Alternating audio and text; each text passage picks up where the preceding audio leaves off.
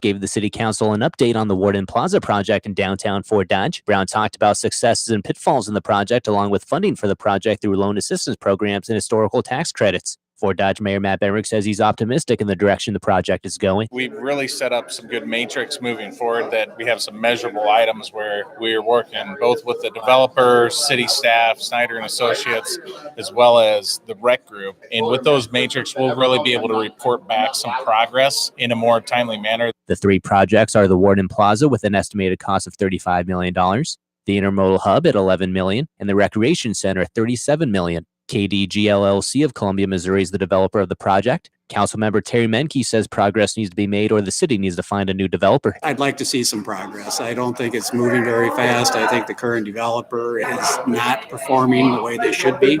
I'm a little discouraged in the fact that what we've worked on over the last 2 or 3 years with this group has not progressed. I mean, to me, the building's an eyesore. Something needs to be done. Brown says the estimated completion date of the whole project is 2022.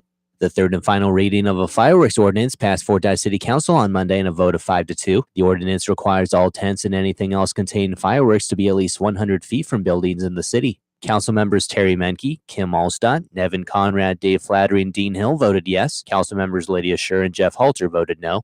Also at the meeting last night, Fort Dodge City Council approved a contract with the Jensen Builders Ltd. for $560,430.06 to begin construction on the Olson Park renovations project. The project includes creating 2 new entrances to the park, renovating the parking areas of the park, and building a new pond. Councilmember Jeffrey Halter says he's happy to see the project moving forward. It's required a lot of patience, not just by the citizens of Fort Dodge, but also staff and council members. I think it's exciting that you're going to actually start to see progress. You can drive by now and already see some of the progress that's going in regards to the recreational trails that are going to be coming through that north end of the park. The project is expected to be completed by December 31st, 2019. I'm Alex Benzagon with the KVFD Afternoon News. Have a great day. Here's the AM 1400 KVFD weatherology forecast. We'll see mostly sunny skies this afternoon, a high into the mid-60s. Winds out of the northeast of 5 to 15 miles per hour. Tonight, mostly clear skies, a low near 42. By Wednesday, sunshine, a high around 74 degrees. Thursday, mostly sunny, high of 71. By Friday, mostly sunny skies, a high of 62. From the Weatherology Weather Center, I'm meteorologist Jennifer Wojcicki. Currently, it's 61. Loffersweiler Funeral Home is pleased to announce the addition of our crematory. I'm Luke Loffersweiler. The addition of our on-site crematory is another example of how we consistently exceed expectations and deliver a standard of service that is 100% guaranteed. At Loffersweiler's, we're honored to give your family our assistance and expertise, taking care of even the smallest details before, during, and after the funeral, so you can begin the healing process. We're Loffersweiler Funeral Home, Fort Dodge, a trusted friend of the family for over 160 years. Have you ever thought about saying goodbye to your job, just walking into your boss and saying, I quit? And how would you like to commute to work without ever leaving your home? Well, not long ago, a 39-year-old entrepreneur from a billionaire family spent $20 million in 3 years to find the best home-based business in North America. He researched 70 different companies, and when he found the only one that had real long-term potential, he bought it. And right now, he's looking for people to help him turn this company into his next billion-dollar success story. So if you're serious about making money from home without having to leave your home, well, grab a pen, because I'm about to give you the address of a website where you can learn all about this unique and rare opportunity. Write this down, www.goherenext.com. Now get on your computer and go to this site now. Part-time or full-time, your income is based totally on your performance. Interested? GoHereNext.com and say goodbye to your boss tomorrow. GoHereNext.com. Michael Devine, the Doctor of Truth. Does anyone have anything they'd like to confess? At AM 1400 KVFD. You want answers? I think I'm entitled. You want answers? I want the truth! You can't handle the truth! Son, we live in a world that has walls, and those walls have to be guarded by men with guns. Who's gonna do it? You? You, Lieutenant Weinberg?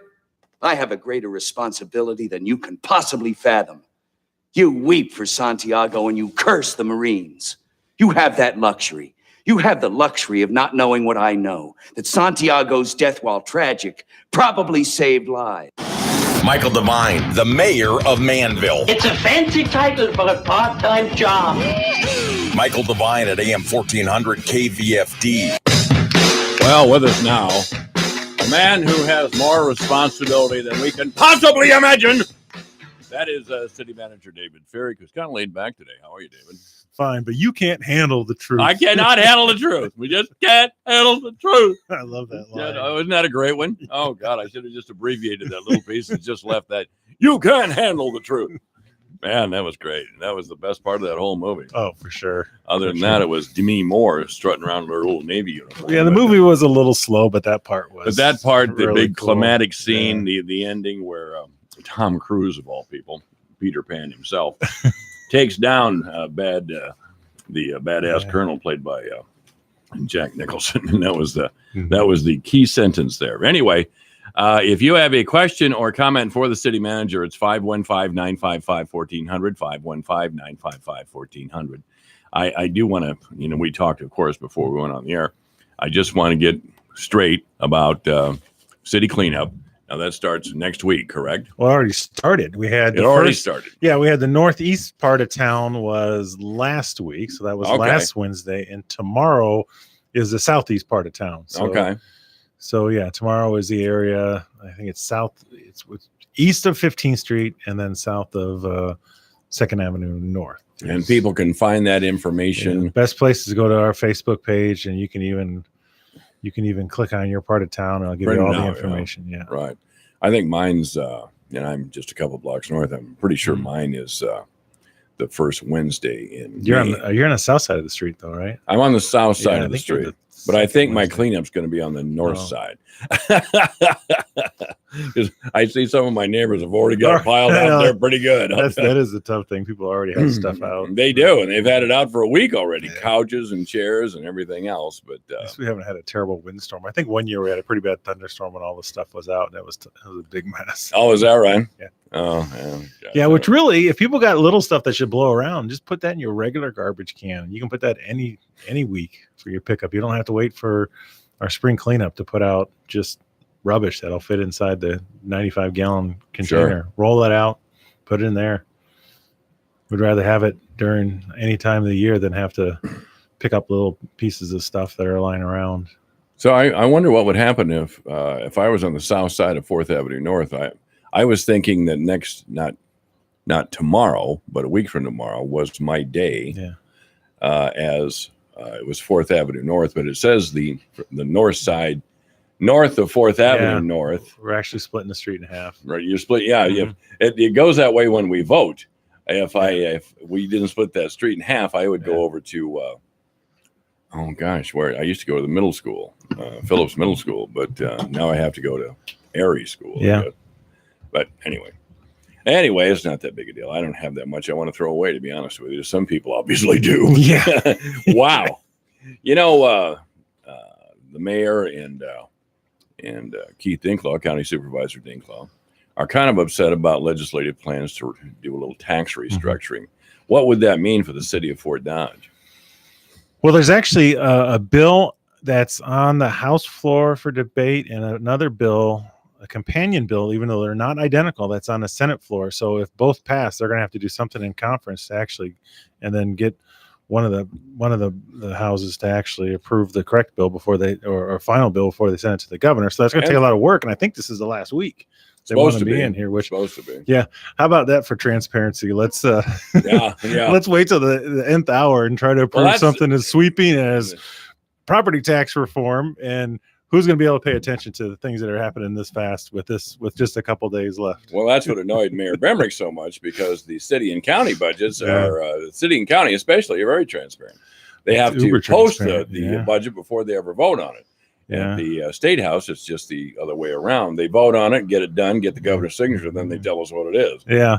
Well, it's not only that, but we have to put all the budget in the forms that the state prescribes. I mean, there's a specific budget form you use every year that tells you, here's where you put these dollars, here's where you put these dollars. So it's as transparent as the state makes us be, and it's all there. And you can probably go back, see many years of records on the state's Department of Management website on what the city's budget was. I mean, there's a whole bunch of data there. So yeah, we're currently very transparent, I think, when it comes to the budgeting process. But Supervisor Dinklaw and Mayor Bemrick both are worried they're a little annoyed, I think, with Representative Sexton, but they'll get over that.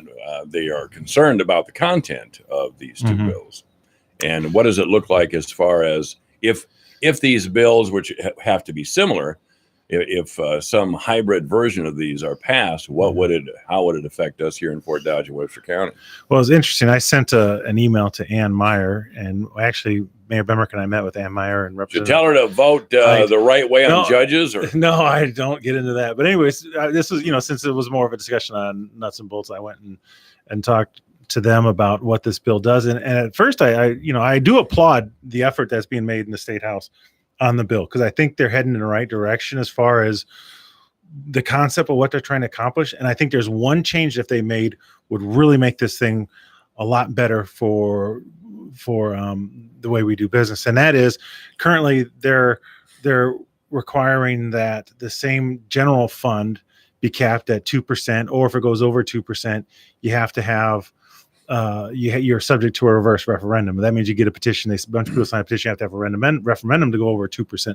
Typically, our general fund doesn't go much over 2%. Right. Any given year. Now, what the part that I don't like is that they've then thrown employee benefits like IPERS and police and fire pension and health insurance within that general fund, and that can only go up 2%. Now, what we've seen over the years, not so much the last few years, because we've had pretty good times, but back in 2014 and before that, we had some times where the requirements from the pensions would spike up drastically, and we don't have any say in that.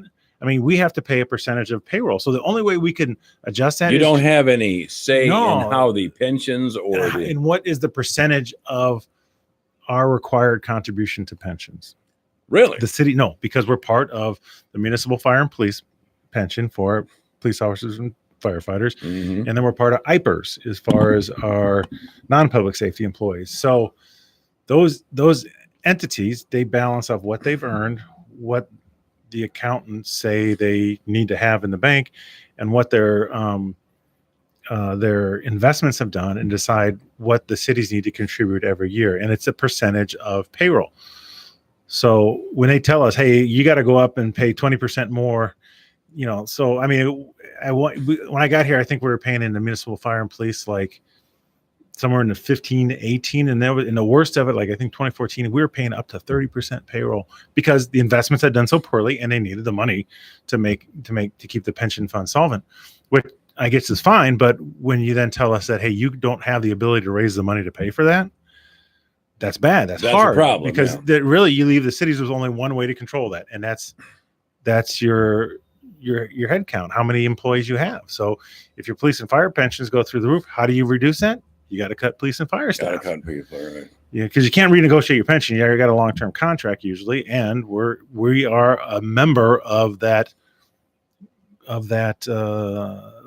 police and fire pension organization. So we can't just leave at will and come back at will. And likewise with IPERS, we're part of that too. IPERS hasn't been as volatile.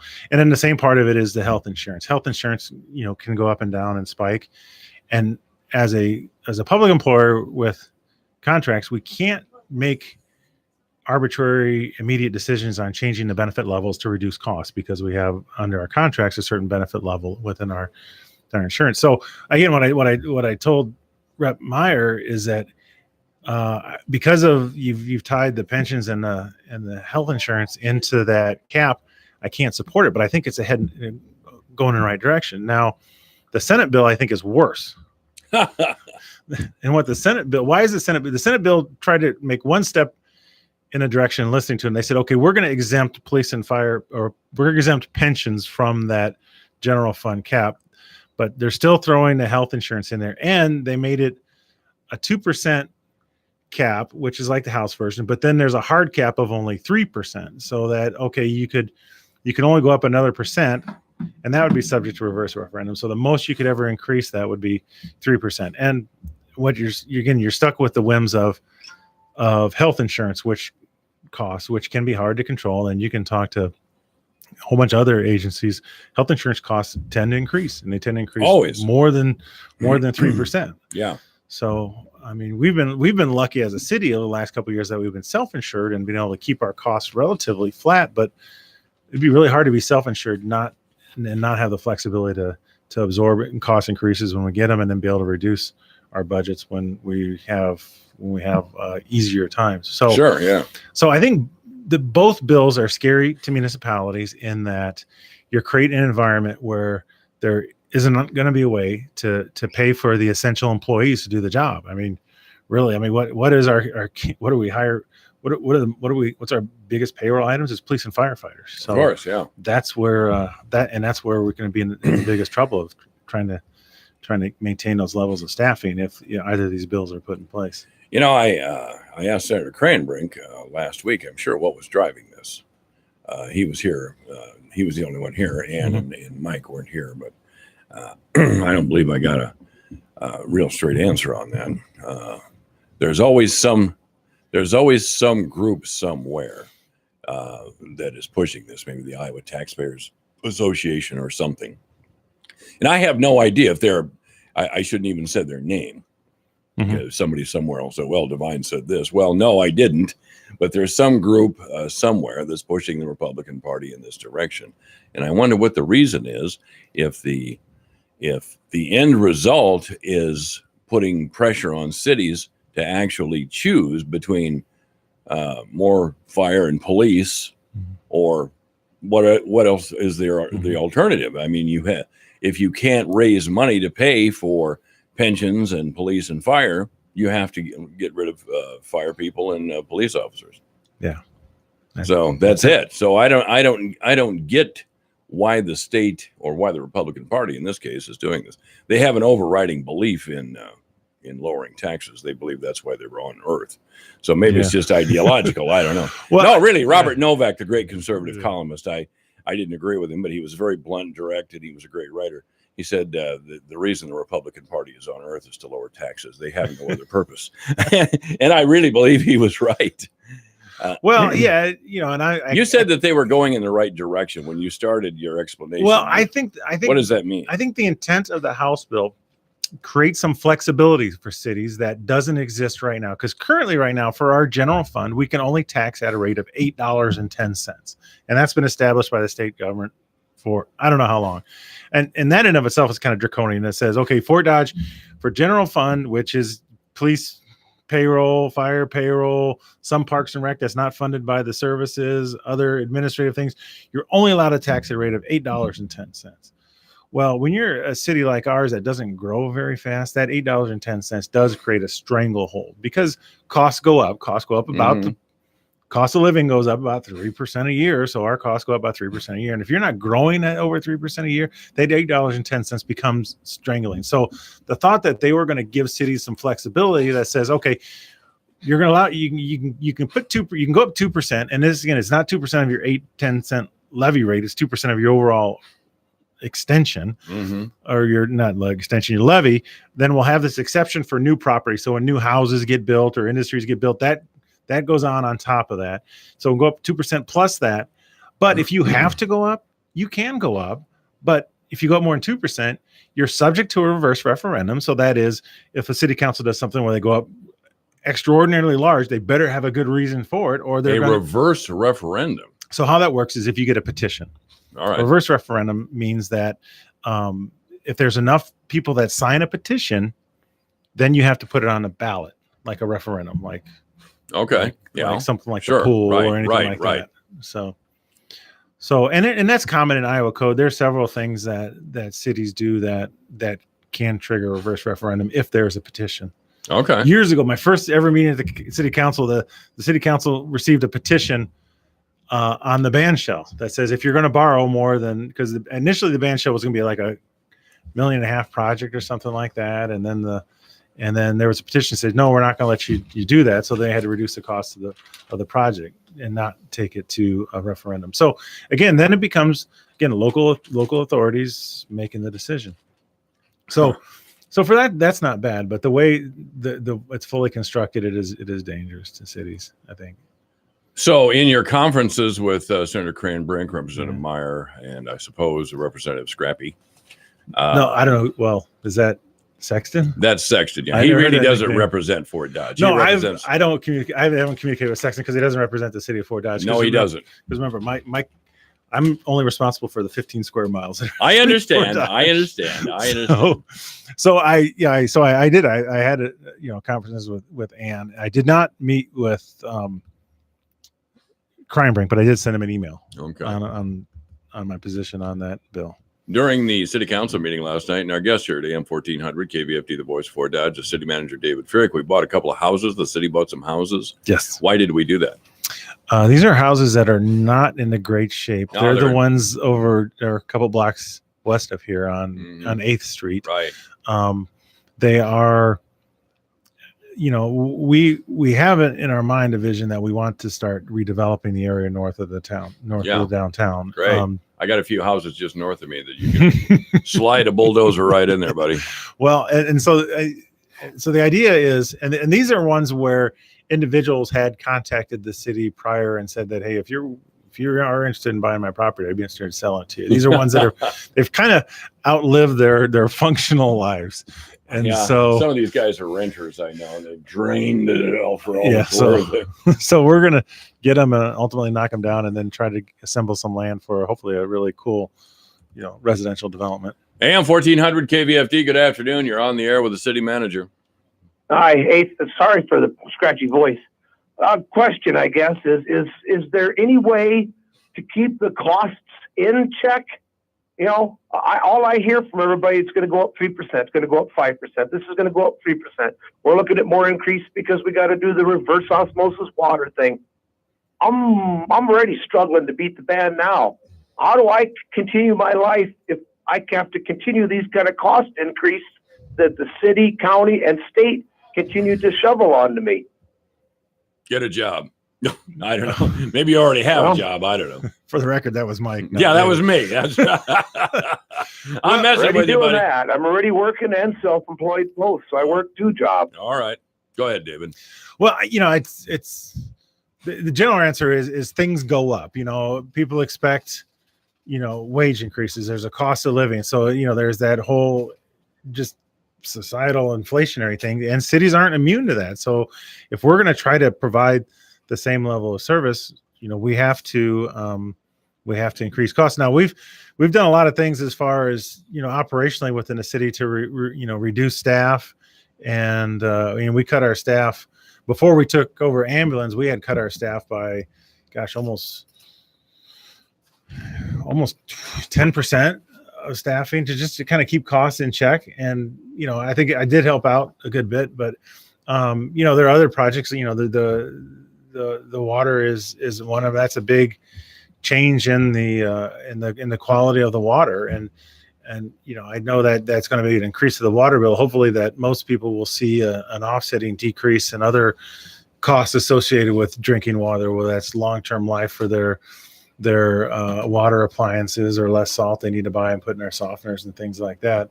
But we're playing catch up from decades of not doing That's things. right. The town went downhill. I mean, as somebody who's lived in this area my whole life, I can tell you that. Hey, thanks for your call.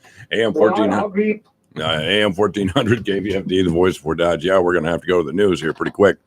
I won't ask you about Olson Park because the mournful Minky will be in here tomorrow, so we'll discuss that. But are we ever going to see anything really done with the Warden Plaza? I think so. I think everyone's got to be patient. I mean, one of the things we have think been. of, Well, David, I have a reputation, well-earned reputation for being snarky, but this has been going on a while now.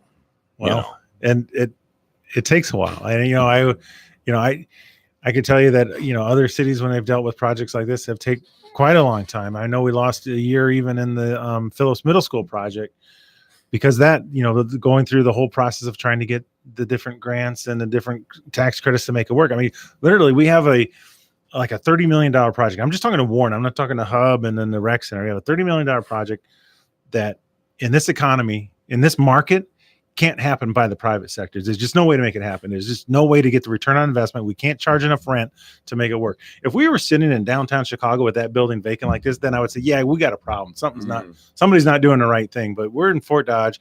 We have a rent market that's lower than other places, but our costs are still there as far as rehab. And so we are reliant on these federal programs, which are great, but they take time to get through. And there's a process in there that's maddeningly, I'm not even saying that word. Maddeningly slow. Okay. So, yeah, I mean, it's progressing. I feel confident about it. I think ultimately we'll have a great project, but it's still gonna take some time. All right, David Ferrick has been our guest. I tell you, David, I should have put you on the air years ago. I mean, you contribute more than 20 minutes. A lot of people do in a month. So thank you very much. City welcome. Manager David Ferrick has been our guest. Michael Devine at AM 1400 KVFD. Listen to this. Making radio great again. Crazy never takes a day off here, does it? This is not vengeance. No, not vengeance. Punishment.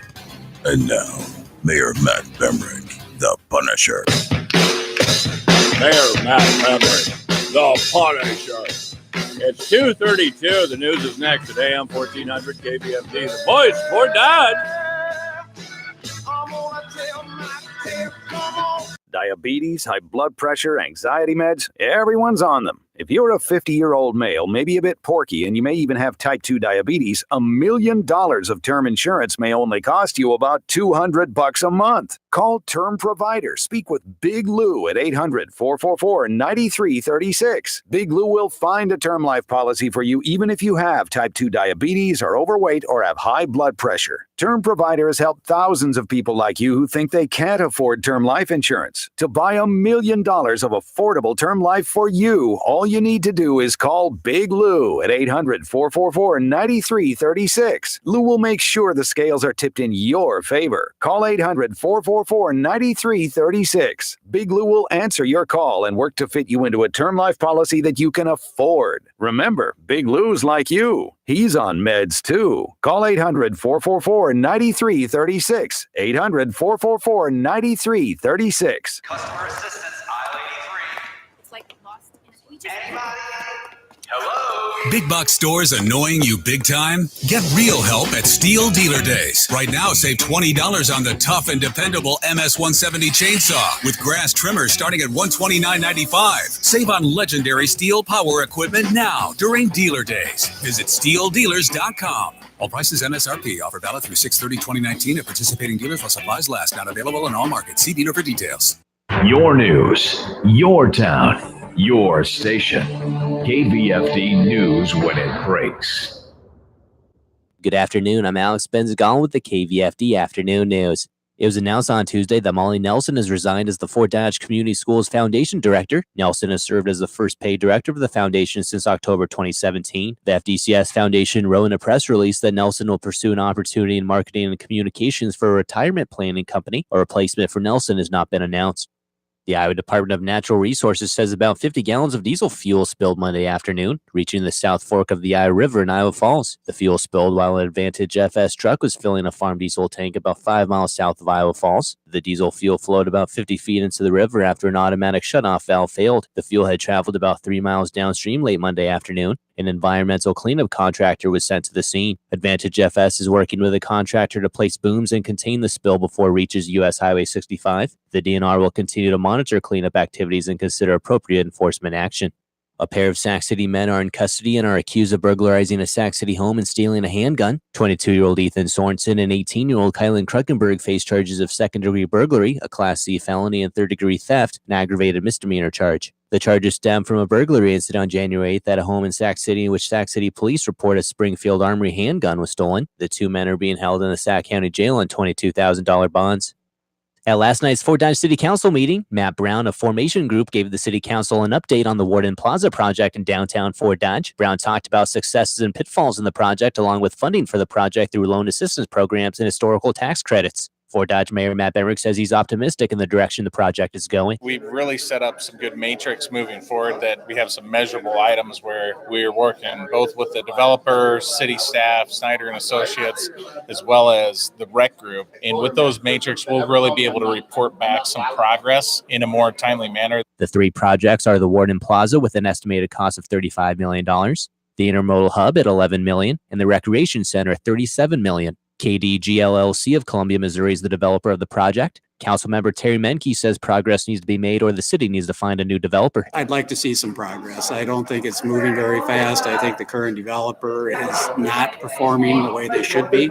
I'm a little discouraged in the fact that what we've worked on over the last 2 or 3 years with this group has not progressed. I mean, to me, the building's an eyesore. Something needs to be done. Brown says the estimated completion date of the whole project is 2022. The third and final reading of a fireworks ordinance passed Fort Dodge City Council on Monday in a vote of 5-2. The ordinance requires all tents and anything else containing fireworks to be at least 100 feet from buildings in the city. Council members Terry Menke, Kim Allstott, Nevin Conrad, Dave Flattery, and Dean Hill voted yes. Council members Lydia Scher and Jeff Halter voted no. Also at the meeting last night, Fort Dodge City Council approved a contract with the Jensen Builders Ltd. for $560,430.06 to begin construction on the Olson Park renovations project. The project includes creating 2 new entrances to the park, renovating the parking areas of the park, and building a new pond. Councilmember Jeffrey Halter says he's happy to see the project moving forward. It's required a lot of patience, not just by the citizens of Fort Dodge, but also staff and council members. I think it's exciting that you're going to actually start to see progress. You can drive by now and already see some of the progress that's going in regards to the recreational trails that are going to be coming through that north end of the park. The project is expected to be completed by December 31st, 2019. I'm Alex Benzagon with the KVFD Afternoon News. Have a great day. Here's a look at how the markets closed today. May corn down 3.5 to $3.51 July down 3.25 to $3.60 September corn down 2 3/4 to $3.68 December down 2 3/4 to $3.79 3/4 May soybeans down 15 cents to $8.62. July down 15 1/4 to $8.75 August down 14 3/4 at $8.81 November down 13 1/2 to closed at $8.96 1/4. May wheat closed up 3 at $4.38 3/4. Soybean meal down $1.50 a ton at $3.01. April live cattle down 17 at $128.32. June down 45 at $121.12. May feeder cattle down 117 at $149.62. August up 7 at $159.70. May lean hogs down 120 at $87.82. June down 140 to $92.37. I'm Dwayne Murley. There are 7.7 billion people on this planet. How will we sustain a growing population? In America's cultivation corridor, we aren't waiting for someone else to figure it out. Here in Iowa, we're growing more in less space, investing billions in game-changing ag innovation, and ensuring everyone has the resources needed to make a global difference. The future depends on us, and we don't take that lightly. Iowa is America's cultivation corridor, where science feeds the world. It's Jim's Carpet One Floor and Homes Extreme Savings Flooring Sale. Hi, this is Dean Sternberg with Jim's Carpet One. For a limited time, save on waterproof luxury vinyl, classic hardwood, tile, and carpet. Jim's Carpet One is featuring family, pet-friendly Innovia Extreme Clean Carpet. So advanced, most stains clean up with just plain water. Plus, buy 1 square foot of Innovia carpets and get the second one free. The Extreme Savings Flooring Sale, only for a limited time and only at Jim's Carpet One Floor and Home, Fort Dodge. We stand for people, progress and pride. We're the Iowa Farm Bureau, and we're making healthcare affordable for you. We provide our members with access to quality healthcare coverage, savings on prescription drugs, preventive care, and more. For more information, contact your local county farm bureau. People, progress and pride, it's true. Iowa Farm Bureau, helping you. All right, this is AM 1400 KVFD, the voice for Dodge. It's 2:40, 20 minutes before 3 o'clock. We'll get back to regular programming here in just a minute. I want to do the weather as soon as my computer screen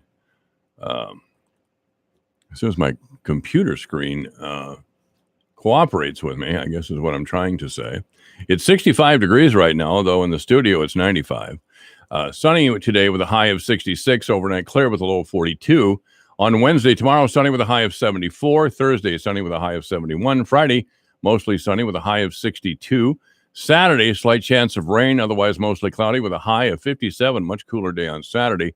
Sunday, chance of rain, otherwise sunny, high 60. Monday, again, a chance of rain with a high of 63. So great spring weather. Right now, 65 degrees at AM 1400, KVFD, the voice of Fort Dodge. Obituaries this hour brought to you by Gunderson Funeral Home and Cremation Services at 1615 North 15th Street, Fort Dodge. You may contact Gunderson Funeral Home and Cremation Services by calling 515-576-7128 or online at www.gundersonfuneralhome.com. Kenny Ray Smith has died. Services for Kenny Ray Smith are this afternoon at 2 o'clock. So it's going on right now at St. Olaf Lutheran Church. Michael Grove has passed away, and his service was this morning at Grace Lutheran Church. And Gunderson Funeral Home is in service to Dorothy Heeman, Brett Olson, and Patricia Taylor. Obituaries this hour brought to you by Gunderson Funeral Home and Cremation Services at 1615 North 15th Street, Fort Dodge. You may contact Gunderson Funeral Home and Cremation Services by calling 515-576-7128 or online at www.gundersonfuneralhome.com. It's 2:42 at AM 1400, KVFD, the voice of Fort Dodge. 65 degrees. We'll be back in just a minute. As a farmer, you know better than anyone how vital nitrogen is to your crops. At Verdesian Life Sciences, we know that too. Our new Charge G nitrogen efficiency technology, built on more than 500 trials on 46 million acres, features next-generation polymer technology that protects your crops against 3 common forms of in-loss. Third parties show an expected 4-to-1 return investment when using new Charge G. New Charge G also offers a wider treatment window versus competitive products, perfect for spring application. So get more nitrogen when your plant needs it and increase your profitability at the same time. Contact your local ag retailer and learn more about how new Charge G can guard against in-loss while also protecting your soil health and water quality. And be sure to ask about the Verdesian Performance Guarantee. Use new Charge G this coming season, and if you don't get a return on your investment, we will cover any shortfall. That's our promise to you. Michael Devine at AM 1400. In the name of justice and the American way of life. With 60 rounds of freedom. You want answers? I think I'm entitled. You want answers? I want the truth. You can't handle the truth. Michael Devine, the doctor of truth. Does anyone have anything they'd like to confess? At AM 1400 KVFD. Well, this is AM 1400, KVFD, the voice of Fort Dodge. I'm Michael Devine, in this portion of the program brought to you by the Webster County Farm Bureau, but Steve Peterson is not here today. Rather, we have Katie Allison and Lindsay Kavanaugh, both of the Iowa State University Extension and Outreach. Hi, how you doing there? Good, how are you? Quit looking at that microphone like it's going to bite you. It's not going to bite you. I've been doing this a long time. Nobody's ever been bitten by a microphone, or by me, for that matter. So, what's going on at the Extension Service this time of year? Oh, well, it's pretty busy this time of year. We're just getting ready for fair. When is the fair? It is July 10th through the 14th. And we're also planning some summer camps for youth in Webster County. And Katie's actually going to help put those on this summer. So Katie is. Yes. So is this a job you look forward to, Katie, or did Lindsay just dump it on you? I enjoy it. I've done it past couple of years, so I enjoy it. It's fun. And what sort of thing are you doing exactly? I mean, I did 3 last year. I did a baking camp for baking kids. camp. Good for you. Well, I put it together. I won't lie. My mom and Diane McCullough worked. They with the helped? kids. Yes. Okay. I am. Aren't you a baker? No, not really. I learned a lot myself. Okay, well that's fine. But and then I worked with the conservation center, and we did an outdoors one. The kids went canoeing and hiking, fishing, learned different bird calls, stuff like that. Really, that's interesting. Wonderful. It's fun. Well, we keep kids connected to our environment then. Yeah. Yep. And what's in Iowa, so it's kind of fun. Yeah. The fish, that we could find in Iowa, or at least here in Fort Dodge. I know a brother and sister, and he's a pharmacist, and she graduated from, they used to call it home economics. I don't know what it is now, life skills or something. She graduated from Grinnell, and boy, can she cook. Oh, yeah. And I've told him several times, I don't care about your potions and how you make pills and what sort of level of difficulty you thought pharmacy school was. I want to hang around your sister. Because that girl She can cook. Oh, Yeah. God, can she cook. Yeah. And she loves to do it, too. So Nice. I wonder if cooking is kind of a lost art anymore. It is. I think so. I mean, a lot of the kids just didn't know. I mean, I'm not going to lie. There's a lot of things I didn't know either when, we went just simple things, but it was fun. The kids enjoyed it. Well, I hope you had a lot of boys in that program. There were a couple. Good. I was impressed. We had a couple. Yeah. And we still do. We put together a cooking and baking project through 4-H. Outstanding. Glad to hear it. And again, I have, since I'm not what you'd call a great chef or Betty Crocker, my parents, both, my mom does the baking part of it and my dad does the cooking part of it. Good And for him. Yeah, they teach the kids. They each take turns, and one bakes with them and one cooks with them. And Well, I just go for I've said support. many times on this program, I mean, when I was young, boys were taught certain things and girls were taught certain skills. And looking back on it now, it doesn't seem to make much sense. But when I got out and was living on my own, I was 19 years old. I had soup for breakfast, canned soup, because I didn't know how to make anything. So I went out and bought a Betty Crocker cookbook, and boy, did I have some disasters. But I learned to cook a few things. But yeah, eat yourself now. It's Yeah. perfect. So, boy, I swore. I said if I ever had little girls, they were going to know how to do a few things on their car and change a tire and stuff like that. See, and I cannot do that. Well, everybody should know those simple little things. Probably. So you can take care of Very yourself, because true. you can get a flat tire out in the middle of nowhere. Yeah. Oh, yeah. Yep. And we actually had a jam and homemade biscuit workshop last Friday, and Katie was there Homemade too. biscuit workshop. Yeah, and Now we're talking. strawberry jam. So it was a lot of fun. Kids learned a lot, and I learned a lot. I learned a lot. Do you have anything Yeah. there like a beginning cooking for old people? Because I thought We do not. but- well, so I'm delighted, and I'm a big supporter of the extension service statewide. I mean, I started talking with some extension group people a number of years ago, and I was so impressed by the variety of services that they offer. Just practical skills. Yvonne, the horticulturist, McCormick. Yeah, but what a really, really bright person. I'm sorry to hear she's not sorry she's retiring, I'm sure, but I'm sorry to hear she is, and some others, Holly Van Heel. Van Heel, thank you Yeah. very much. And she actually led our jam workshop last week. So she did a great job, and she's very knowledgeable with everything that goes into baking and cooking. So we are glad to have her lead that. And the Money Week lady was just in here about 3 weeks ago. Okay. And her name is Barb. Barb Woolen. Woolen. I can see her. I'm getting so terrible with names and faces. Anyway, so what else do we have going on then?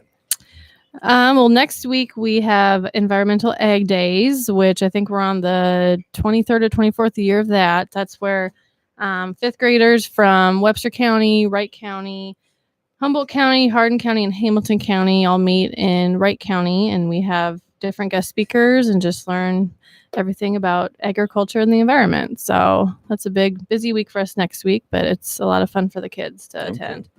It sounds So, yeah. That sounds now. Are most of these kids? You don't get most of these kids off the farm anymore, do you? No, most of them, I mean, the good majority they live in town. So it's a good experience for them to see what all goes into farming and egg and It everything. is very important.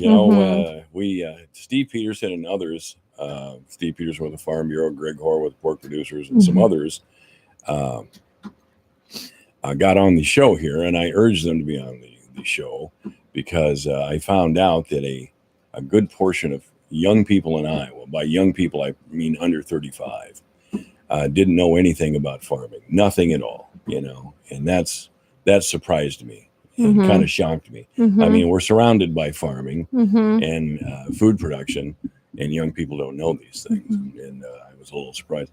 Katie Allison is also with us with the Iowa State Extension Service. You said AmeriCorps. As I recall, AmeriCorps, and maybe it still is today, I thought AmeriCorps was created to work in poor areas of the country. I also, well, not necessarily. It's really broad spectrum now. And this was some years ago. I'm sure it's evolved. Yeah. Yeah. Now, for my specific, when I came into Fort Dodge, I tried to put clubs together for kind of the underprivileged kids and at-risk kids. And it's kind of broadened from there because this is my third year doing it. Now I go into the schools and I teach engineering, different types of engineering to third and fourth graders. And just getting them used to, and I guess just letting them know what's out there, the different types and what it takes. And it's very hands-on, which is great for the engineering, did you say? What sort of engineering are you We did chemical engineering first, and the kids got to make Play-Doh. We just broke it down to the different steps you have to do and how important it is to follow the steps. and the chemical reactions that change if you change the steps. And they had to figure out the right way to do it and what caused each and everything to break down and to make Play-Doh. We just got done To make Play-Doh. Yeah, to make Play-Doh. We made Play-Doh. That's great. This one, we are doing mechanical engineering and the distribution, where mechanical engineers work with distribution of energy, you know, like with the wind turbines. Sure. Wind sure. energy converts into electricity, the conversion of energy. Yes, yes. And so they make the little, I did it with younger kids also. At Community Christian, I work with preschool through 8th grade. So up to 3rd grade, they made windmills, and then they made sailboats and raced them to finding the area of a sail and what it needs to catch enough wind that it will make it move at a certain speed. And then the kids have to choose what they want to use to make it. And then we break it down to what worked better and what would and why. And then next we are going to work on civil engineering, which is bridges, waterways, yeah. like that. So then they have to build bridges, arch bridges, suspension. Beam You know, I bridges. don't know if I know any of the things that you just mentioned. I'm sure don't know about the composition of Play-Doh. I really don't. Our guests are Katie Allison and Lindsay Kavanaugh. And again, this portion of the program brought to you by the Webster County Farm Bureau. Steve Peterson's out in the field, which doesn't surprise anybody. And I'm sure there's a lot of guys out there in the field today. Lindsay is a county youth coordinator, and your title is what again, Katie? I don't even know. You don't have one? No, not really. I'm just the You should AmeriCorps get member in one. the office. Otherwise, somebody from Des Moines is going to show up and say, "What's she doing here?" Well, we don't have a title. Well, get rid of her this. She's just here. She You got to just get a takes up title. space. Yeah, she's just taking up space. All right. So, as the summer goes on, do you have things around Labor Day or for young people? Not so much around Labor Day. Typically for 4-H members who are participating in a communication event, we all go down to an Iowa State football game. We take a Outstanding. charter bus down and do some light tailgating and then watch the game. And I that's should about join. it. Little tailgating, yeah. All right. So, but other than that, it's pretty much just wrapping up from fair and state fair and everything. So then we just start the 4-H year over again. Do you take kids down to the state fair? It's a great fair. I love that fair. Yeah, they kind of just go down on their own, but some will even make it to the state fair for different projects. So that's a fun experience for them to go down and see it. So Sure, yeah. So yeah, there's a lot to do down there. So it's always a fun time. Should take them down there on Tractor Day. I was down there when they had all those antique tractors right on the Grand Concourse there. Mhm. Just every model and make, all older ones, of course. But Mhm. it was it's a great local history lesson to see all those tractors. Yeah, absolutely. Up on the hill there, they have examples of steam run engines and things like that. It really is. You can learn a lot about economic history, the history of Iowa, just by going to the state fair. Mhm. And you never have to go near the livestock pens, which I never do, by the way. I don't. Do you teach the kids about livestock at all? Yeah, well, we have our different project areas. You know, sheep, goat, beef, swine, rabbits, poultry. So we have amazing volunteers who lead those areas because I'm not an expert in those areas, but we have amazing volunteers that teach the kids all they need to know in that area. So we're very fortunate. Who are your volunteers? Are they mainly older retired people or? No, all parents. a lot of parents. Yeah. I mean, we have about 70 to 80 volunteers. So like I said, we're very fortunate to have so many great volunteers in our county. One of the Iowa State professionals, Iowa State Extension Service professionals, maybe it was Yvonne, I don't know. No, it wasn't either. It was Mary. I can't remember her name either. Anyway, she was having a class on canning, which I thought, now there's a lost art. I should have taken that class, canning and jarring and all these things. I definitely should have taken that one. Should have came by last Friday when we learned how to can jam. strawberry jam. We learned all the basics of that. Yep. Canned strawberry jam. Yep. And then in the afternoon, that's when we made our homemade biscuits. So it was a lot of fun. I learned a lot on that. Yeah. And you learned how to make homemade biscuits? Mm-hmm. Man. Yeah. I got to hang out the extension service more. I totally do. Does Jerry Cheezick know how to do anything? What's his skill? Does he know how to make warm biscuits? I'm not sure. Because I don't want to hear it. Nobody knows what Jerry does either. Ask if he knows how to do that. I'm not quite sure. Well, really, I think people who make warm biscuits run the world. I really do. They rule the world. All right, our guests have been Katie Allison and Lindsay Kavanaugh with the Iowa State Extension and Outreach. When is the county fair again? It is July 11th through the 14th. July 11th. Come on out. We have a lot of fun things planned for this summer. So, yeah, we have helicopter rides. We have live tiger shows, several different contests, arm wrestling contest, a mom calling contest, hot dog eating, rooster crowing. Mom calling contest? Yep. Rooster crowing, which we had that last year, and that was very entertaining to watch. And then we had the Buffalo Wild Wings hot wing eating contest as well. All right, I could get in that one, I suppose. I can do that. All right. Katie Allison, it's been a pleasure to meet you. It was nice to meet Lindsay, you too. Lindsay, nice to see you here. Yeah, again. nice to see you. This portion of the program brought to you by the Webster County Farm Bureau. This is AM 1400 KVFD. In today's economy, it just makes sense to plan ahead. At Historic Bruce Funeral Home, pre-planning your funeral arrangements can save you money. By planning ahead, you can secure your arrangements at today's prices, no matter when our services are needed. Pre-planning your funeral is one of the most thoughtful things you can do for your family. Call us for details. Historic Bruce Funeral Home, Fort Dodge. Online at brucesfuneralhome.com. Today, business happens here, and virtually anywhere.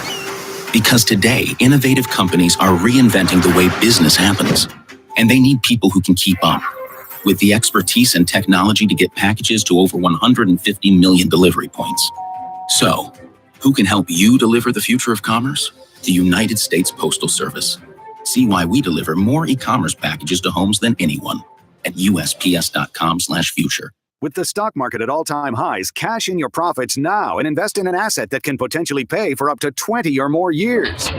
That's the sound of a producing oil well and the sound of a smart investment. If you're an SEC-defined accredited investor, you can take advantage of Encore Energy's projects. Call now to learn how you can potentially achieve 20 or more years of income and deduct 100% of every dollar invested against all forms of income. Call 1-800-803-8511. Invest in your future and buy oil. Encore is drilling in an area that is potentially one of the most prolific horizontal oil plays in the entire country. Oil prices are projected to rise, so you need to own a piece of an oil field. Encore Energy is the most active oil and gas operator in its core area of operations. Call now and learn how to deduct 100% of your investment and create 20 or more years of potential monthly income. Call 1-800-803-8511. You'll be calling directly to the home office of Encore Energy. That's 1-800-803-8511. Oil investments involve a high degree of risk and actual results may vary.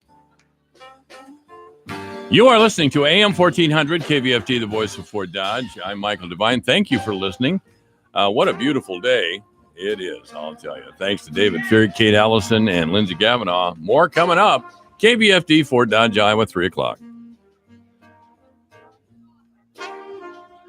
Straight talk on life and money. This is the Dave Ramsey Show on the voice of Fort Dodge, AM 1400 KVFD, Fort Dodge. The Mueller report isn't the end. I'm Lisa Brady, Fox News. That from Hillary Clinton at a Time Magazine forum today. Maybe, as Churchill famously said, it's the end of the beginning, because there's still so much more that we should know and that we should act upon. Clinton adding that's what Congress is trying to figure out. Some Democrats still pushing for impeachment proceedings. President Trump's senior advisor and son-in-law, Jared Kushner, at that same Time 100 forum, says the Mueller report makes clear there was no campaign collusion with Russia. I think the investigations and all of the speculation that's happened for the last 2 years has had a much harsher impact on our democracy than a couple of Facebook ads. Appearing to downplay Russia's election interference, though Kushner also called it a terrible thing. Time's just about up in a fight over the president's tax returns. The IRS faces a 5 p.m. deadline for handing over 6 years of President Trump's tax returns to House Ways and Means Committee Chairman Richard Neal.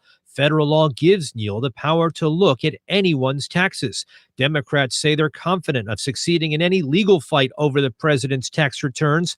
Republicans have condemned the request as a political fishing expedition. Fox's John Decker at the White House. One Wisconsin man's tax return will look a lot different next year. Manuel Franco claiming last month's $768 million Powerball jackpot, third largest ever in the U.S. It's just, it's amazing. It feels like a dream, and it feels honestly like any moment I'm going to wake up. He's 24 years old, says he started playing Powerball as soon as he turned 18. Franco has taken the lump sum payment, about $477 million, and says he does plan to give some to charity. Wisconsin is one of the states that does not let winners remain anonymous. 2 Republican state lawmakers proposing a bill today to change that. At the closing bell, the Dow up 145. This is Fox News. Hi, I'm Jay Farner, CEO of Quicken Loans, America's largest mortgage lender. Spring is prime home buying season, so if you're thinking about buying a home, right now is the time to lock a low rate, which can save you money every month on your new mortgage. With our exclusive Rate Shield approval, the low rate you lock today is protected for up to 90 days while you shop for your new home. With a Rate Shield approval, if rates go up, your low rate stays locked. But if rates go down, you get that new, even lower rate. Either way, you win. Talk to us today at 800-QUICKEN or go to rocketmortgage.com to take advantage. Here's another great reason to work with us. For a record 9 years in a row, J.D. Power has ranked Quicken Loans highest in the nation in customer satisfaction for primary mortgage origination. Again, to lock in today's low mortgage interest rate and get the security of our exclusive Rate Shield approval, call us today at 800-QUICKEN or go to rocketmortgage.com. For J.D. Power award information, visit jdpower.com. Rate Shield approval only valid on certain 30-year fixed rate loans. Equal housing lender. License in all 50 states. NMLS number 3030. The 2 Chicago brothers, once accused of attacking Empire actor Jussie Smollett, are now suing Smollett's attorneys for defamation. Attorney Gloria Schmidt reading a statement from the brothers, Ola and Boa Osundaro, today. We have sat back and watched lie after lie being fabricated about us in the media, only so one big lie can continue to have life. The brothers insist they told the truth to the police and the grand jury that indicted Smollett, who was ultimately accused of a hate crime hoax and charged with lying to investigators before those charges were later dropped. An actor and producer, a giant media company, and a space agency all have something in common: winners of awards for internet excellence. Will Smith, the Walt Disney Company, and NASA are the recipients of Webby Awards this year. Think of Webby's as Grammy Awards for making use of the internet. Smith's live stream bungee jump won the Webby for Best Event. NASA takes the honor for Best Use of Social Media. Online gaming sensation Fortnite wins the gaming category. And Disney was chosen as Media Company of the Year, winning 32 different award categories. The awards will be presented at a ceremony in New York City in May. Eben Brown, Fox News. 16-year-old climate activist Greta Thunberg won a Webby for Social Movement of the Year, honoring her Fridays for Future campaign. Late word, the tax preparer H&R Block says its co-founder, Henry Block, has died of natural causes at a hospice in Kansas City today. He was 96.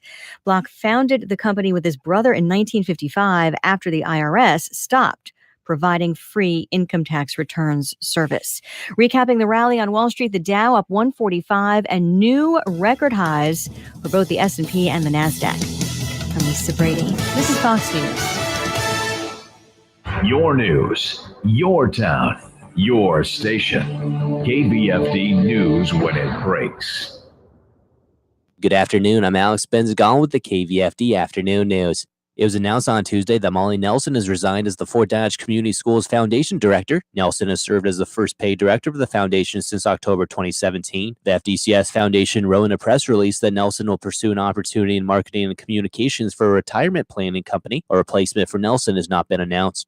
The Iowa Department of Natural Resources says about 50 gallons of diesel fuel spilled Monday afternoon, reaching the South Fork of the Iowa River in Iowa Falls. The fuel spilled while an Advantage FS truck was filling a farm diesel tank about 5 miles south of Iowa Falls. The diesel fuel flowed about 50 feet into the river after an automatic shutoff valve failed. The fuel had traveled about 3 miles downstream late Monday afternoon An environmental cleanup contractor was sent to the scene. Advantage FS is working with a contractor to place booms and contain the spill before it reaches U.S. Highway 65. The DNR will continue to monitor cleanup activities and consider appropriate enforcement action. A pair of Sac City men are in custody and are accused of burglarizing a Sac City home and stealing a handgun. 22-year-old Ethan Sorensen and 18-year-old Kylan Kruckenberg face charges of second-degree burglary, a Class C felony, and third-degree theft, an aggravated misdemeanor charge. The charges stem from a burglary incident on January 8th at a home in Sac City in which Sac City police report a Springfield Armory handgun was stolen. The two men are being held in the Sac County Jail on $22,000 bonds. At last night's Fort Dodge City Council meeting, Matt Brown of Formation Group gave the City Council an update on the Warden Plaza project in downtown Fort Dodge. Brown talked about successes and pitfalls in the project, along with funding for the project through loan assistance programs and historical tax credits. Fort Dodge Mayor Matt Benrick says he's optimistic in the direction the project is going. We've really set up some good matrix moving forward, that we have some measurable items where we are working both with the developer, city staff, Snyder and Associates, as well as the rec group. And with those matrix, we'll really be able to report back some progress in a more timely manner. The three projects are the Warden Plaza with an estimated cost of $35 million, the Intermodal Hub at $11 million, and the Recreation Center at $37 million. KDG LLC of Columbia, Missouri is the developer of the project. Councilmember Terry Menke says progress needs to be made or the city needs to find a new developer. I'd like to see some progress. I don't think it's moving very fast. I think the current developer is not performing the way they should be. I'm a little discouraged in the fact that what we've worked on over the last 2 or 3 years with this group has not progressed. I mean, to me, the building's an eyesore. Something needs to be done. Brown says the estimated completion date of the whole project is 2022. The third and final reading of a fireworks ordinance passed Fort Dodge City Council on Monday in a vote of 5-2. The ordinance requires all tents and anything else containing fireworks to be at least 100 feet from buildings in the city. Council members Terry Menke, Kim Allstott, Nevin Conrad, Dave Flattery, and Dean Hill voted yes. Council members Lydia Scher and Jeff Halter voted no. Also at the meeting last night, Fort Dodge City Council approved a contract with the Jensen Builders Ltd. for $560,430.06 to begin construction on the Olson Park renovations project. The project includes creating 2 new entrances to the park, renovating the parking areas of the park, and building a new pond. Councilmember Jeffrey Halter says he's happy to see the project moving forward. It's required a lot of patience, not just by the citizens of Fort Dodge, but also staff and council members. I think it's exciting that you're going to actually start to see progress. You can drive by now and already see some of the progress that's going in regards to the recreational trails that are going to be coming through that north end of the park. The project is expected to be completed by December 31st, 2019. I'm Alex Benzagon with the KVFD Afternoon News. Have a great day. Here's the AM 1400 KVFD weatherology forecast. High temperatures reach up to 66 this afternoon under sunny skies. Winds out of the northeast, 8 to 15 miles per hour. Lows around 42. Tonight, clear skies. Lots of sunshine outside. Tomorrow, highs around 74. Chance for scattered rain showers. Thursday, with highs in the low 70s. Partly cloudy. Friday. From the Weatherology Weather Center, I'm meteorologist Jennifer Wojcicki. Currently, it's 65. It's Jim's Carpet One Floor and Homes Extreme Savings Flooring Sale. Hi, this is Dean Sternberg with Jim's Carpet One. For a limited time, save on waterproof luxury vinyl, classic hardwood, tile, and carpet. Jim's Carpet One is featuring family, pet-friendly Innovia Extreme Clean Carpet. So advanced, most stains clean up with just plain water.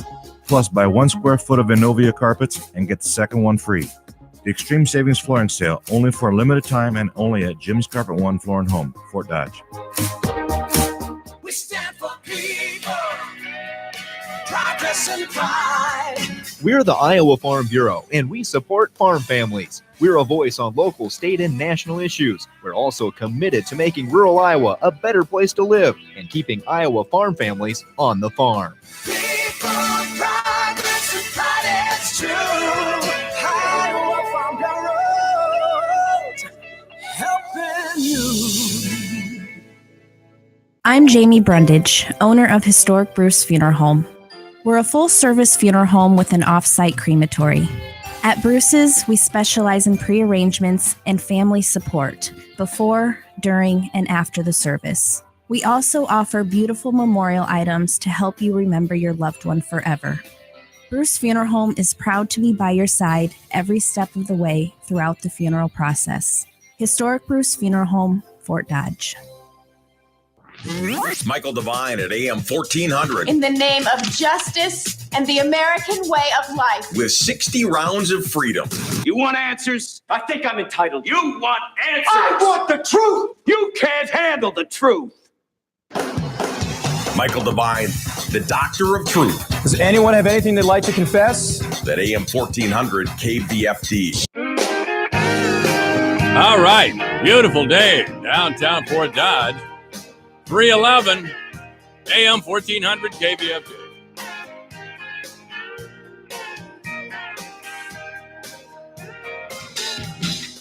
Well, that's right. We have to announce our presence with authority. I believe that came from that great old baseball movie, Bull Durham. I'm Michael Devine. Joining me on the air is local attorney and our friend and contributor of many years, Jerry Schnurr. How are you, Jerry? I'm fine today. How are you? Well, I'm fine, and I'm Mike Devine, as they used to say. So we're all right. The weather we're having isn't my favorite, but I'm happy to report that the rest of the week will be terrific. Good. We'll get more flowers and more green stuff, and spring is on its way. I'm confident. I'm confident. I had such a great weekend. It was a beautiful weekend, and I was able to move around and do some things. This is a non-traditional Easter dinner. I had bratwurst on the grill.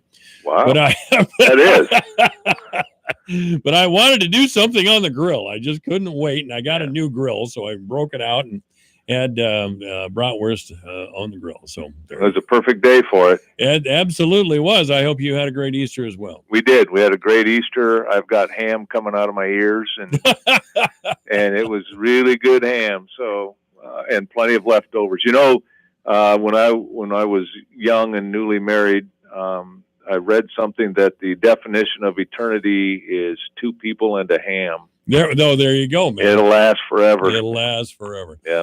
I want to bring up a couple of things today. And by the way, most of you know that Jerry and I always talk about the judiciary and the legal system in general and how it affects our life.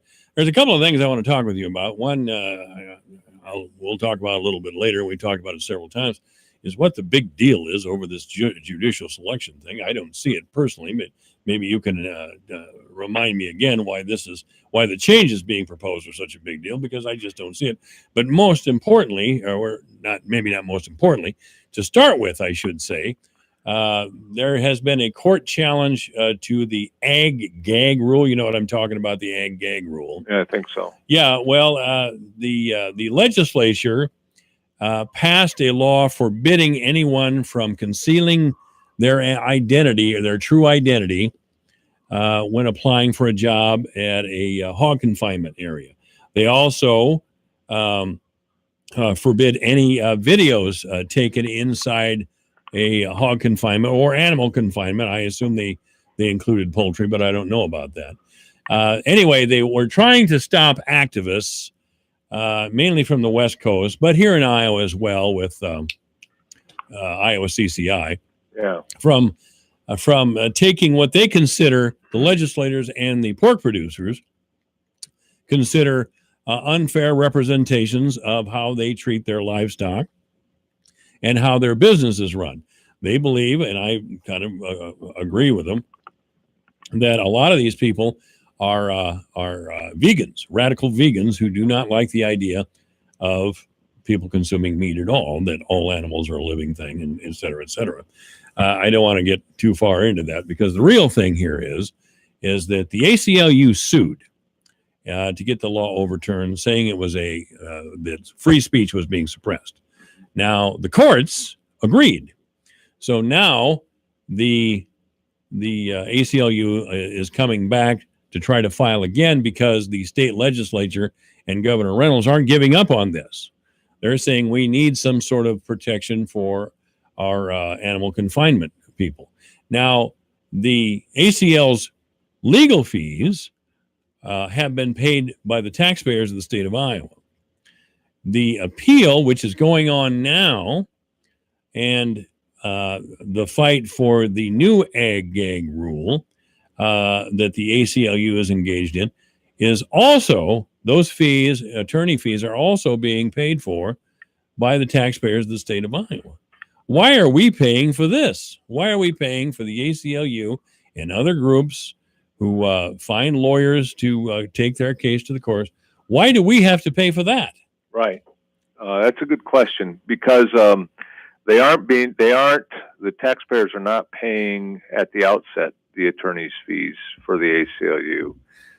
What's happened is the law has been found unconstitutional by federal district court, not by, I don't think it's in state court, but it's in federal court. Okay. And so there's a provision based in, and again, I'm not all familiar with it, but there are situations that arise that do allow for recovery of attorney's fees if you're successful.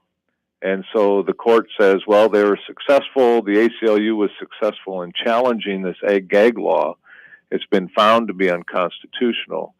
And therefore, the state is responsible for the attorney's fees for the person or entity or group challenging the constitutionality if they're successful. If they had been unsuccessful, and if the court had said, nope, the ag-gag law is constitutional, the state would not have to pay the attorney's fees for the ACLU. So that's how that came about.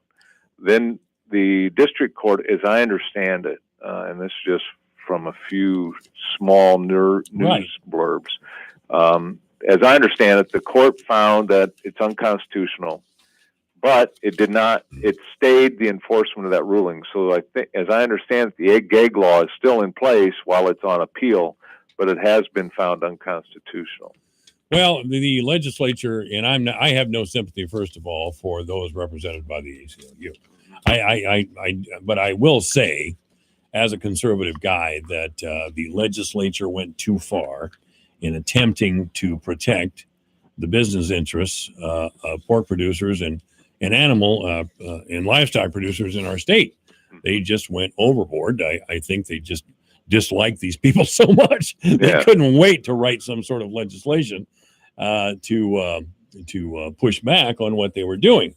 That said, the idea that these people are lying on their job applications, lying about their intent to work there, and surreptitiously filming incidents that may happen in these large confinement areas that do not represent the way the business operates is a little disturbing. From what I understand, the legislature has studied the court's ruling that threw out their first law. So they're trying to tailor this next law in a way that the court won't throw it out again. Mm-hmm. In the meantime, the ACLU is still getting paid, I guess.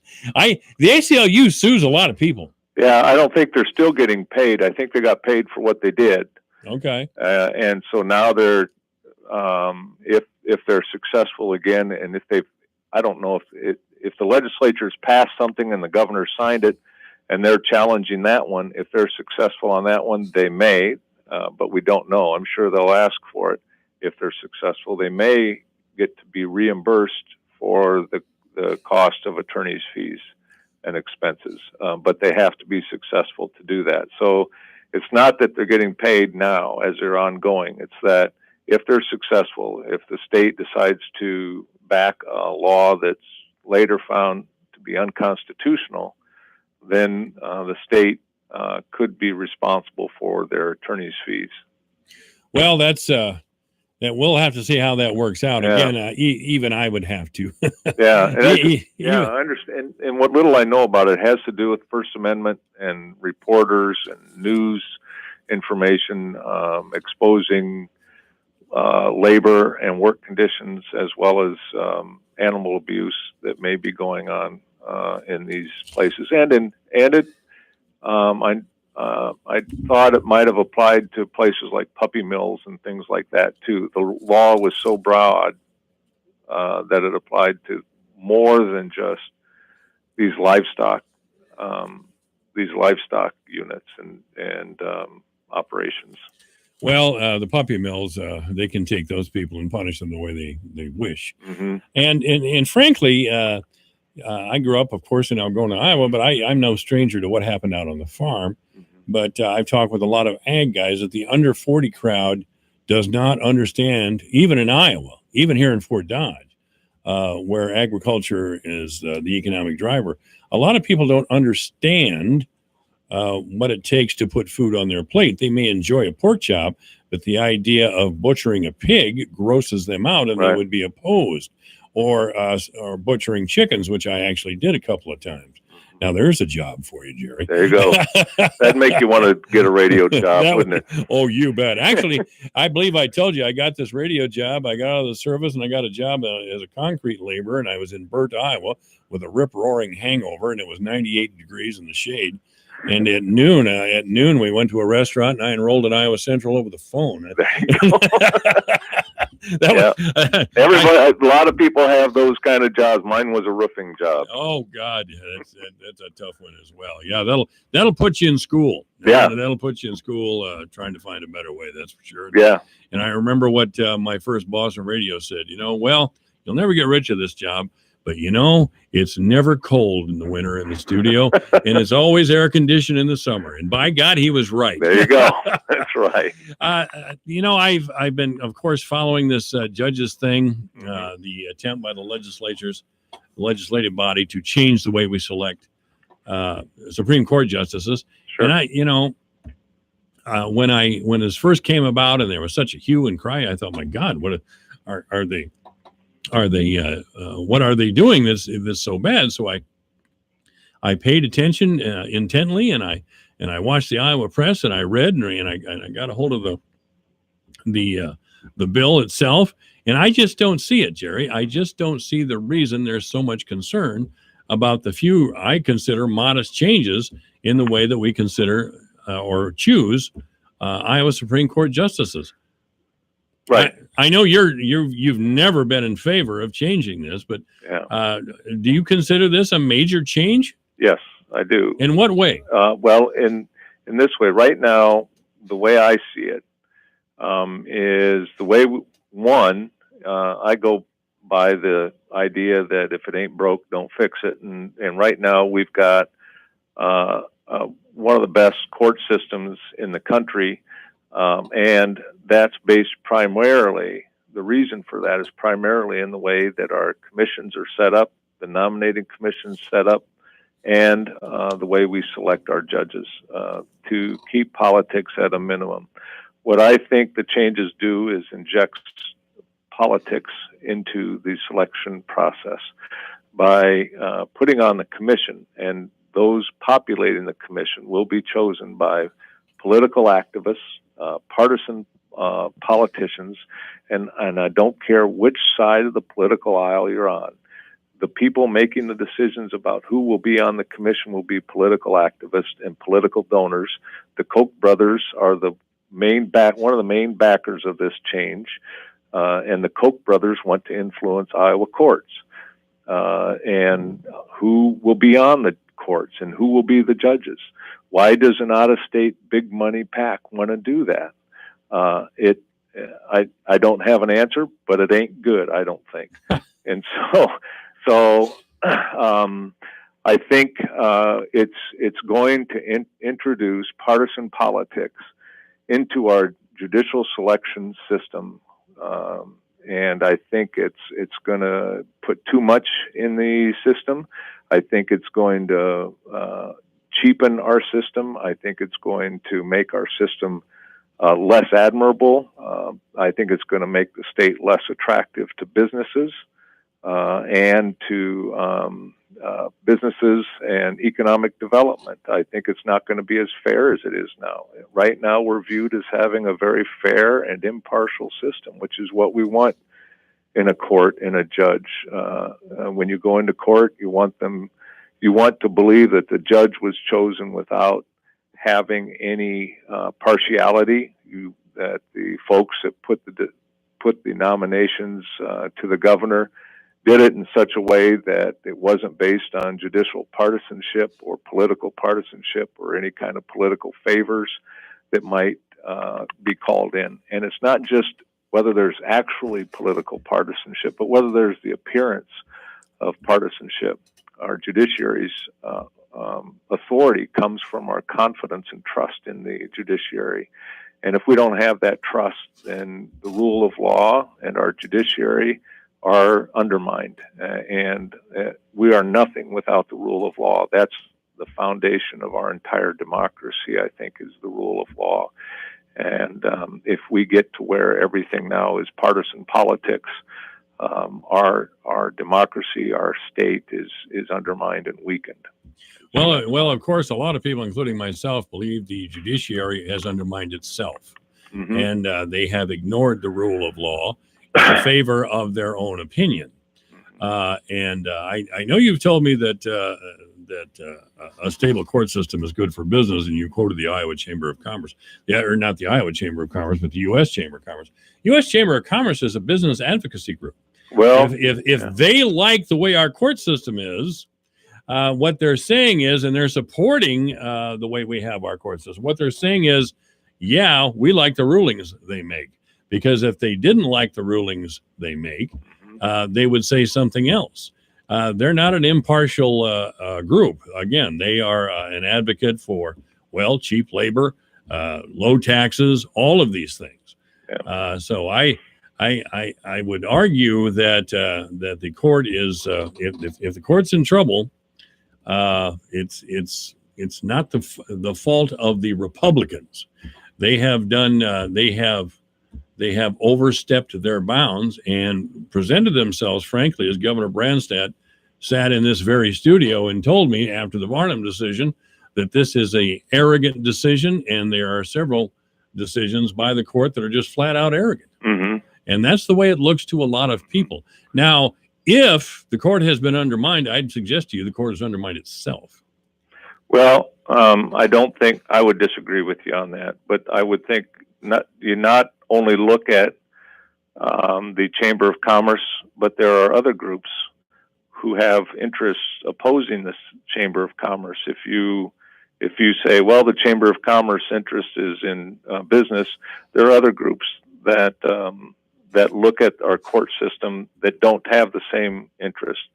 The trial lawyers groups, the plaintiffs' trial lawyers groups are against these changes. And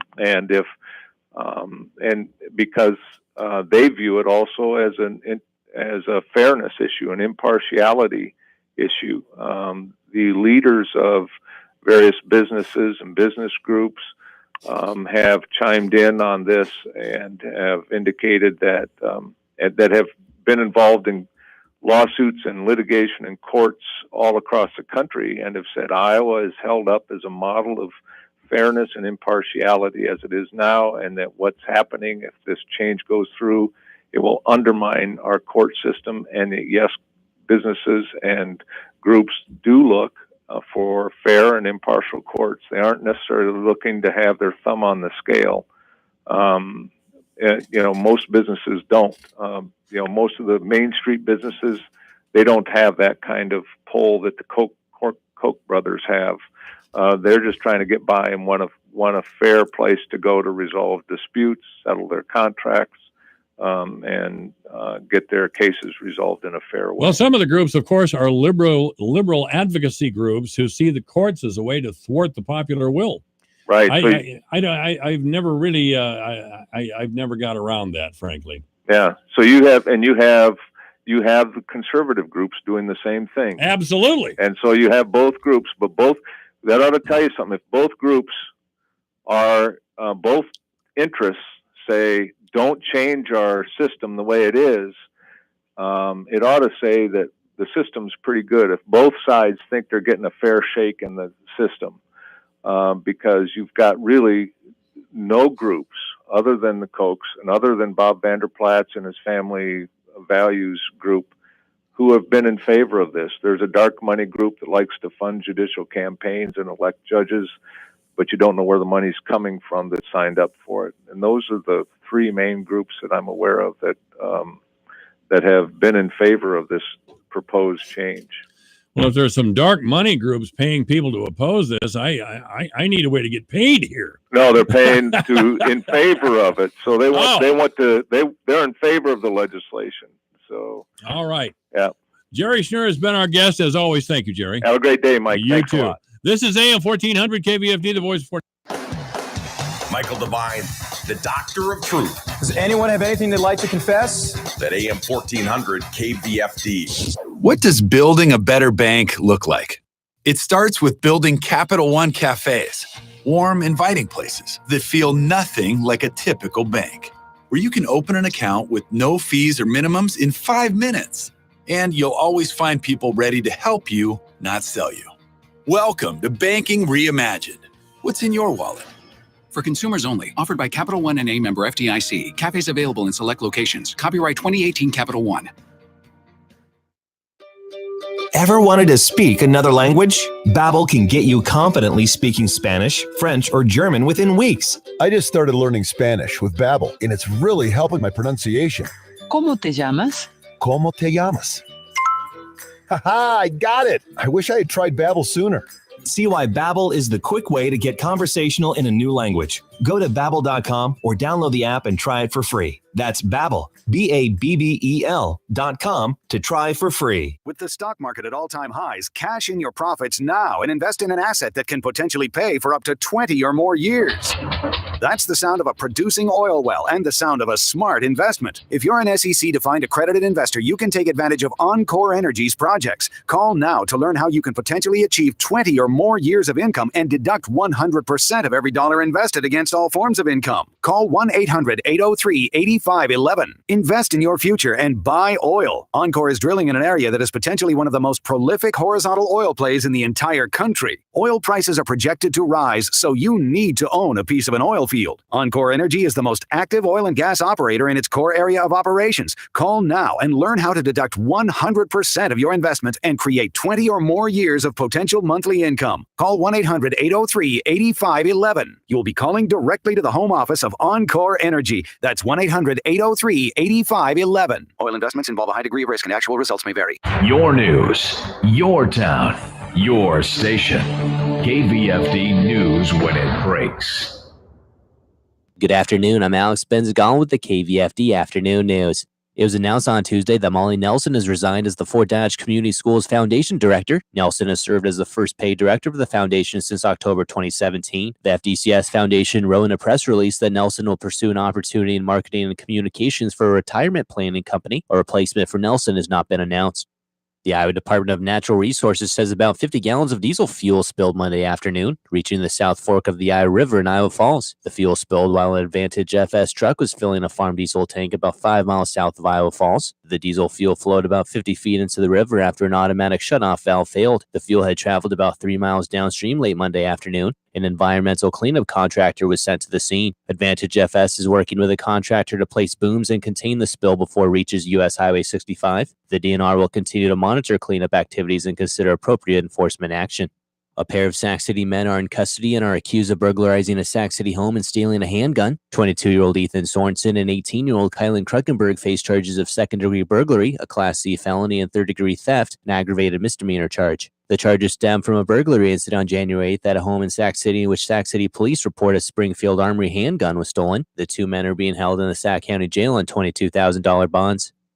At last night's Fort Dodge City Council meeting, Matt Brown of Formation Group gave the City Council an update on the Warden Plaza project in downtown Fort Dodge. Brown talked about successes and pitfalls in the project, along with funding for the project through loan assistance programs and historical tax credits. Fort Dodge Mayor Matt Benrick says he's optimistic in the direction the project is going. We've really set up some good matrix moving forward, that we have some measurable items where we're working both with the developer, city staff, Snyder and Associates, as well as the rec group. And with those matrix, we'll really be able to report back some progress in a more timely manner. The three projects are the Warden Plaza with an estimated cost of $35 million, the Intermodal Hub at $11 million, and the Recreation Center at $37 million. KDG LLC of Columbia, Missouri is the developer of the project. Councilmember Terry Menke says progress needs to be made or the city needs to find a new developer. I'd like to see some progress. I don't think it's moving very fast. I think the current developer is not performing the way they should be.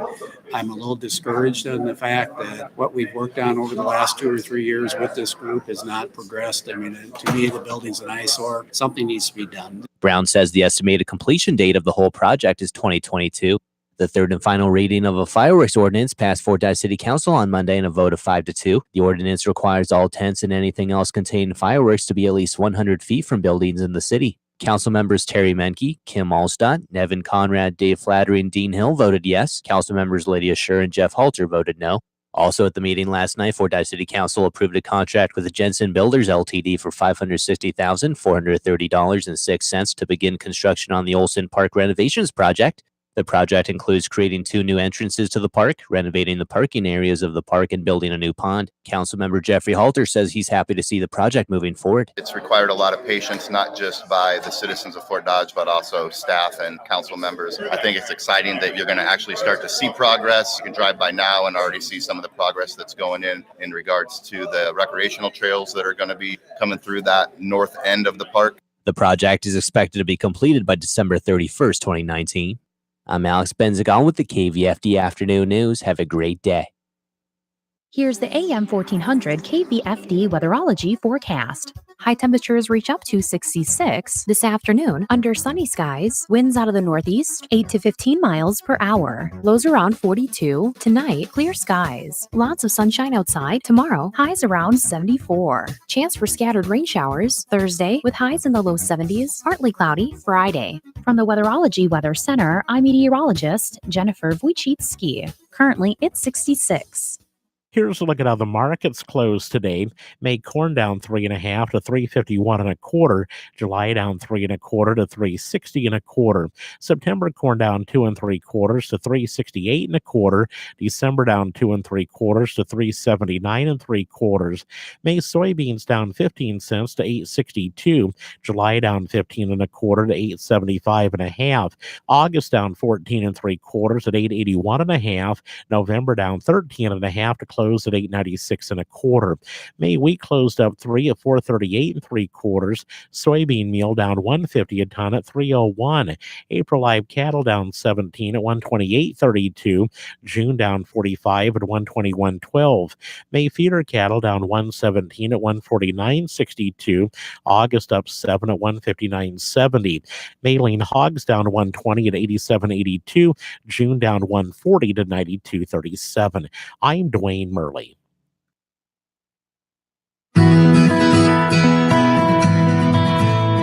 With the rise of low-carb diets that limit fruit, it can be easy to wonder if they're necessary. I'm Julie Harker with Healthy Living on Brownfield. It's true that fruits contain sugar and carbohydrates, but that's no reason to remove them from your diet. The carbohydrates in fruit don't have a huge impact on blood sugar levels. The fiber in fruit slows the release of its natural sugar, especially if it's part of a meal that includes protein and healthy fats. And typically, added sugar found in processed foods and soda is more concerning than the natural sugar found in fruit. There are plenty of benefits to eating fruit. Many fruits are high in fiber, which can slow digestion and make you feel full. Fruits, especially blueberries, are high in antioxidants, which can help lower blood pressure and the risk of disease. Fruits are typically low in fat, sodium, and calories, and contain a lot of nutrients, including vitamins, minerals, and micronutrients. Fruits contain potassium, vitamin C, and folic acid. Potassium can help maintain a healthy blood pressure. Bananas, melon, and dried peaches and apricots are good sources of potassium. Vitamin C helps heal cuts and wounds and keeps teeth and gums healthy. And folic acid helps form red blood cells and can reduce the risk of neural tube defects in babies. Studies show a diet rich in fruits and vegetables lowers the risk of certain diseases and certain cancers. Fruits are also a healthy alternative to curb your sweet tooth. Man, I love my kids so much. I once sat for 3 hours in the cold rain to watch her soccer team lose by 18 goals. I love my kids so much, I once used a tube to suck snot out of her stuffed nose at 3 a.m. You win. Love your kids? Love them enough to make sure they're in the right car seat. From toddlers to tweens, visit nhtsa.gov/the right seat to find the right seat for their age and size. Keep them safe. Visit nhtsa.gov/the right seat. Brought to you by the National Highway Traffic Safety Administration and the Ad Council. Let's be honest. The National Symphony may not be in his future, but he wanted to try violin. So you said yes because you love him. And if you love him that much, love him enough to make sure he's buckled up and in the back seat. Find out more about keeping your kids safe in your vehicle at nhtsa.gov/the right seat. Show him you love him. Keep him safe. Visit nhtsa.gov/the right seat. Brought to you by the National Highway Traffic Safety Administration and the Ad Council. consistently performing and yielding results. Hello, I'm Megan Grebner, and this is Managing for Profit on Brownfield, a content partnership with Verdesian Life Sciences. When it comes to performance, making sure crops have enough nutrients available to them is vitally important to a successful growing season. In this Managing for Profit, Eric Luce with Verdesian talks about the evolution of New Charge G and the role it plays in a grower's success. We'll find out more on Brownfield right after this. We depend on our drinking water supply daily, but where does that water come from? Your water provider encourages you to get to know your local water source so together we can protect and preserve it. The investments we make as a community to protect our water source now ensure we have a sustainable drinking water supply for the future. Visit drinktap.org to learn more. This message is brought to you by the American Water Works Association and your local water provider. It's 4 a.m., Monday, and you're literally sucking baby snot through a tube because she's congested. Man, that's love. And if you love her that much, love her enough to make sure she's buckled in the right car seat. To make sure your child's in the right seat for their age and size, visit nhtsa.gov/the right seat. Show them you love them. Keep them safe. Visit nhtsa.gov/the right seat. Brought to you by the National Highway Traffic Safety Administration and the Ad Council. New Charge G plays a critical role in a farmer's nutrient plan. Eric Luce, a technical development manager with Verdesian, says New Charge G is backed by Nutrisphere in technology, which has a decade of performance and results. Farmers know that available nitrogen equals a much better use of their fertilizer investment. In turn, this gives them the confidence to apply just what they think they need for this year's crop without over-applying.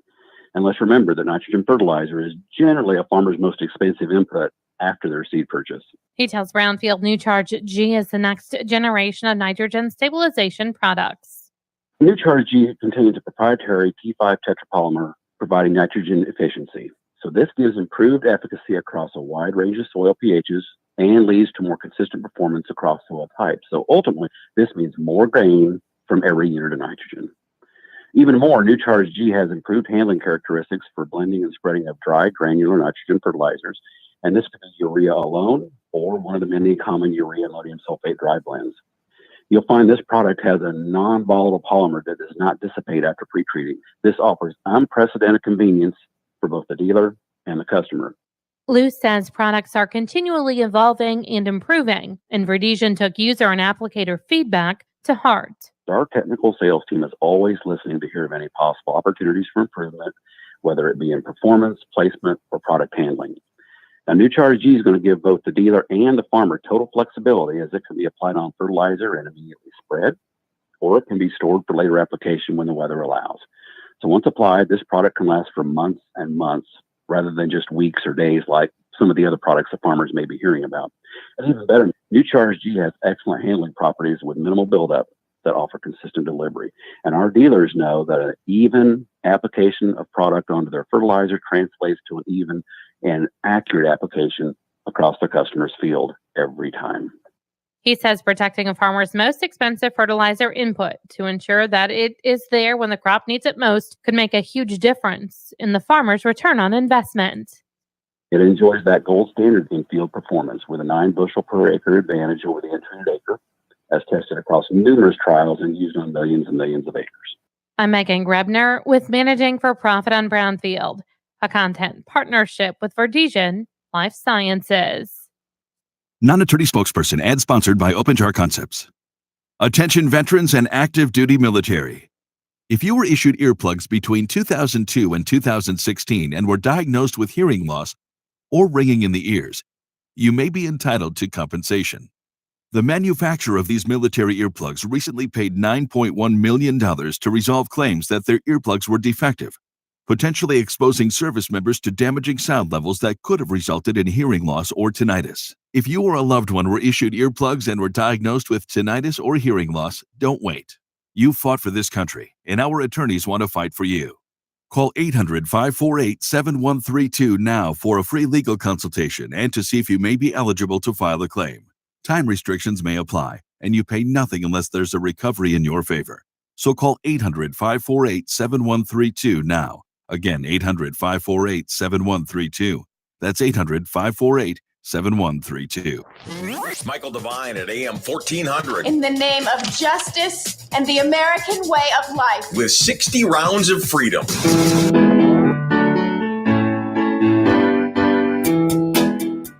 This week on the Iowa Watch Connection, over half of the towns in our state have 500 or less people. Iowa Watch reports on a wide variety of topics. And people would often say, what the heck is the U.S. Department of Agriculture doing financing rural hospitals or rural electricity or rural housing?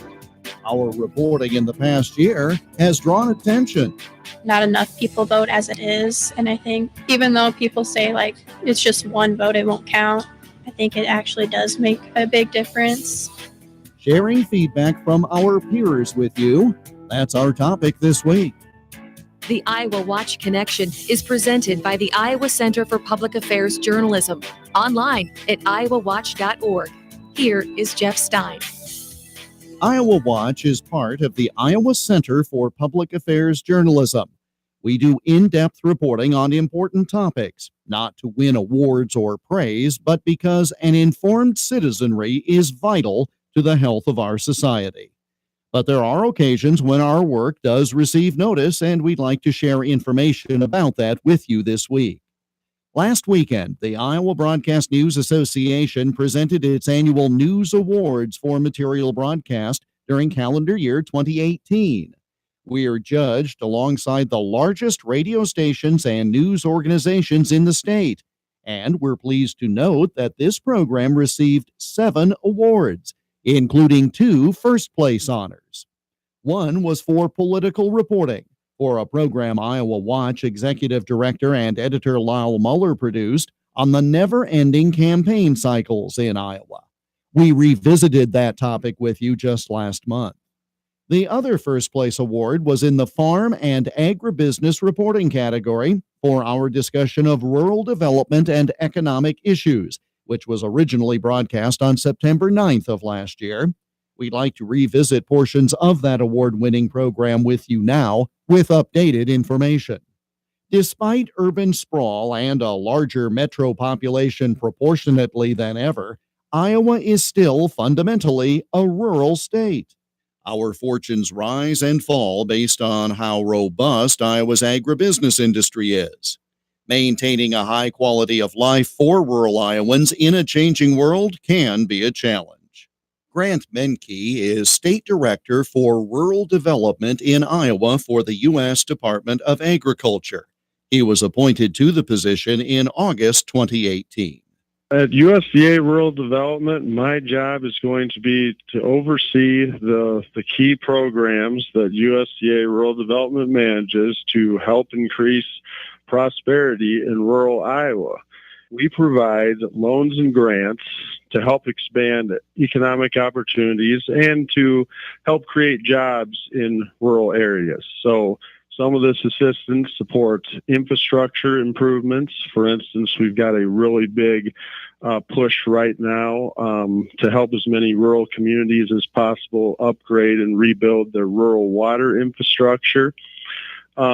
Business development, housing, community services such as schools, public safety, healthcare, and then rural broadband, getting high-speed internet access in rural areas as well. So those are some of the key focus areas that we have. And in addition to overseeing those programs, I'm going to be out around the state as much as I can to help inform people about those programs, how they can help their communities, and to expand partnerships to help work together to move rural Iowa forward. The longstanding motto of USDA Rural Development is that we are committed to the future of rural communities. I'm excited about that mission and really excited to get to work. This truly is a matter of reinventing what rural communities mean to those who live there and for those who might want to visit. Talk about the need to make rural Iowa different and distinctive, either one area from another or an area from how it used to be a generation or two ago. Oh, that's a great point. And Iowa has about 975 towns across the state. Out of those 975 towns, how many of them have 500 or fewer people living in them? And the answer is about 500. So over half of the towns in our state have 500 or less people, which just shows you, more than 2/3 of our state's 3.1 million residents live in communities and areas that are eligible to receive financial assistance from USDA Rural Development. So, rural communities clearly play an important role in the success of our state. So as we look at some of the key challenges, I'll go back to, water quality is a huge focus in our state right now. And, Congress happened to provide rural development with an additional $4 billion nationwide to assist rural communities in areas that need assistance to finance their drinking water, stormwater, drainage, and sewer systems. The town I grew up in, Calumet, Iowa, in O'Brien County, is participating in this program. I just learned last week, and they're doing a complete overhaul of their water system to the tune of about $2 million. Can you imagine a town that has about 90 households taking on a project like that without the key partnership with USDA Rural Development, the O'Brien County Economic Development Group? That type of assistance and that type of infrastructure improvement would not get to take place. So, when we're looking at our objectives going forward, Secretary Perdue has outlined 3 priorities that are central to his plan, and those are improving infrastructure, enhancing partnerships, and embracing innovation. So whether it's the need for affordable housing for local workforces in rural communities, expanding entrepreneurial enterprises, or things like water infrastructure improvements, rural broadband. Those are the areas that are going to help our rural communities not just survive, but thrive moving on into the 21st century. Grant Menke, Iowa Director of Rural Development for the USDA. You can find out more at rd.usda.gov. The man who held that position in the prior presidential administration is still heavily involved in these issues. After leaving government service in January 2017, Bill Menner founded the Bill Menner Group and became director of the Iowa Rural Development Council. And people would often say, what the heck is the U.S. Department of Agriculture doing financing rural hospitals or rural electricity or rural housing? And frankly, the answer is pretty obvious. Farmers and ranchers rely on small towns for a lot of things. And without those small towns and rural places, U.S. agriculture struggles. So, USDA Rural Development had loans and grants and loan guarantees to do everything from housing to utilities to small business to community facilities. And when my time there ended, I really liked what I did. And I thought the only way that I could keep my fingers in the rural development area was to start my own consulting firm. And shortly thereafter, the Iowa Rural Development Council, which is a nonprofit umbrella group of lots of rural partners, came to me and said, we think we need at least a part-time executive director. Can we contract with you to be our executive director? And the answer was yes. So, sort of a nice fortuitous alignment of the stars. But at the end of the day, I get to keep working with small towns and with people who want to work in rural places. That goes back to November of 2016. And we gathered in Jefferson, Iowa, the first ever rural summit that the council put on. And really, it was sort of a bunch of folks pitching in and doing all they could to make this project happen. What we learned from that event was, A, there's a real demand for this sort of information. If you live in a really small town, you may not have access to the same networks that folks who do community development work, for example, in a big city might have. They get together all the time and they have paid staff to do these things. If you live in a small town and you do this sort of work, you might be doing it as a volunteer. You might be doing it as the elected but part-time mayor or city council person, or the volunteer nonprofit development director. And you may not get to go to these same sorts of meetings or have the same resources that folks in big cities have. When you're working with some of these communities, where's the gratification for Bill Menner? When you look at something, I mean, what is the sort of thing that makes you say this is something that was totally worth the time? When someone, after the project is done, calls and tells you about it and says thank you. Or honestly, just driving through town and seeing something that happened because of you. I don't even need the thanks, but it's nice to see it come to reality. Bill Menner of the Iowa Rural Development Council. Their third statewide Iowa Rural Development Summit was held in Grinnell on April 3rd of this year. Each month, Creighton University economist Dr. Ernie Goss supervises two surveys, the Mid-American Business Conditions Index of producers and suppliers, and the Rural Main Street Survey, which collects information from rural bankers in parts of Iowa and 9 other Midwest and Plains states. The latest monthly Rural Main Street Survey was released this past Thursday, April 18th, and it shows a drop in the overall survey index from 52.9 in March to 50.0 in April. Anything above 50 on the scale suggests growth, so the index drop to a neutral level is of note. Goss's new survey shows that 1 of every 5 bankers surveyed expects an increase in farm loan defaults stemming from last month's devastating Midwest flooding.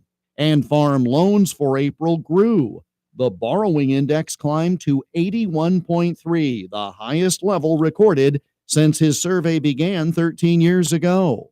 When we spoke for this program last September, Dr. Goss noted there were signs then of the housing market weakening in the Midwest, which has a different economic impact than if manufacturing, for example, was trailing downward. Well, of course, that's a very large portion of our economy, and with mortgage rates headed higher, and also just not a supply, there's a limited supply of houses on the market. Of course, that just means for lower sales, and that spills over into the furniture sector and other sectors. Much like manufacturing, the tentacles are pretty long on housing as it is with manufacturing, and we'll see some of those impacts. I expect the rate hike from the Federal Reserve on September the 26th. That'll tend to push up interest rates even more, and importantly, what they tell us about another rate hike, if there's going to be one in 2018, is going to have some fairly significant impacts on the economy in the fourth quarter of this year. Are we able to say that much of this is because of anticipatory buying? In other words, and we're going to really have a crash then in the next quarter? I mean, that's what you've suggested, that people are anticipating these tariffs really going into effect. And so is this a bit of a false positive? I think it's a bit of a false positive, but I wouldn't say a crash, Jeff. I think we're just going to see slower growth, and that's going to stem from higher interest rates coming from higher inflation. Also, as I said, the housing sector slowing down, and manufacturing will be a bit slower because of this. The tariffs, they will have some real impacts. On the other hand, if the president is successful, he negotiates a new NAFTA with Canada rolled in, and also does not implement those higher tariffs he's promised for China, then it could be a little bit better than what I'm anticipating now. Dr. Ernie Goss of Creighton University. The material you heard today was included in a program named First Place Award Recipient in Farm and Agribusiness Reporting for 2018. This is Dave Graveline. Be sure to listen to Into Tomorrow right here on the voice of Fort Dodge, AM 1400 KVFD, Fort Dodge. It's 4 o'clock and 65 degrees. Fox News is next.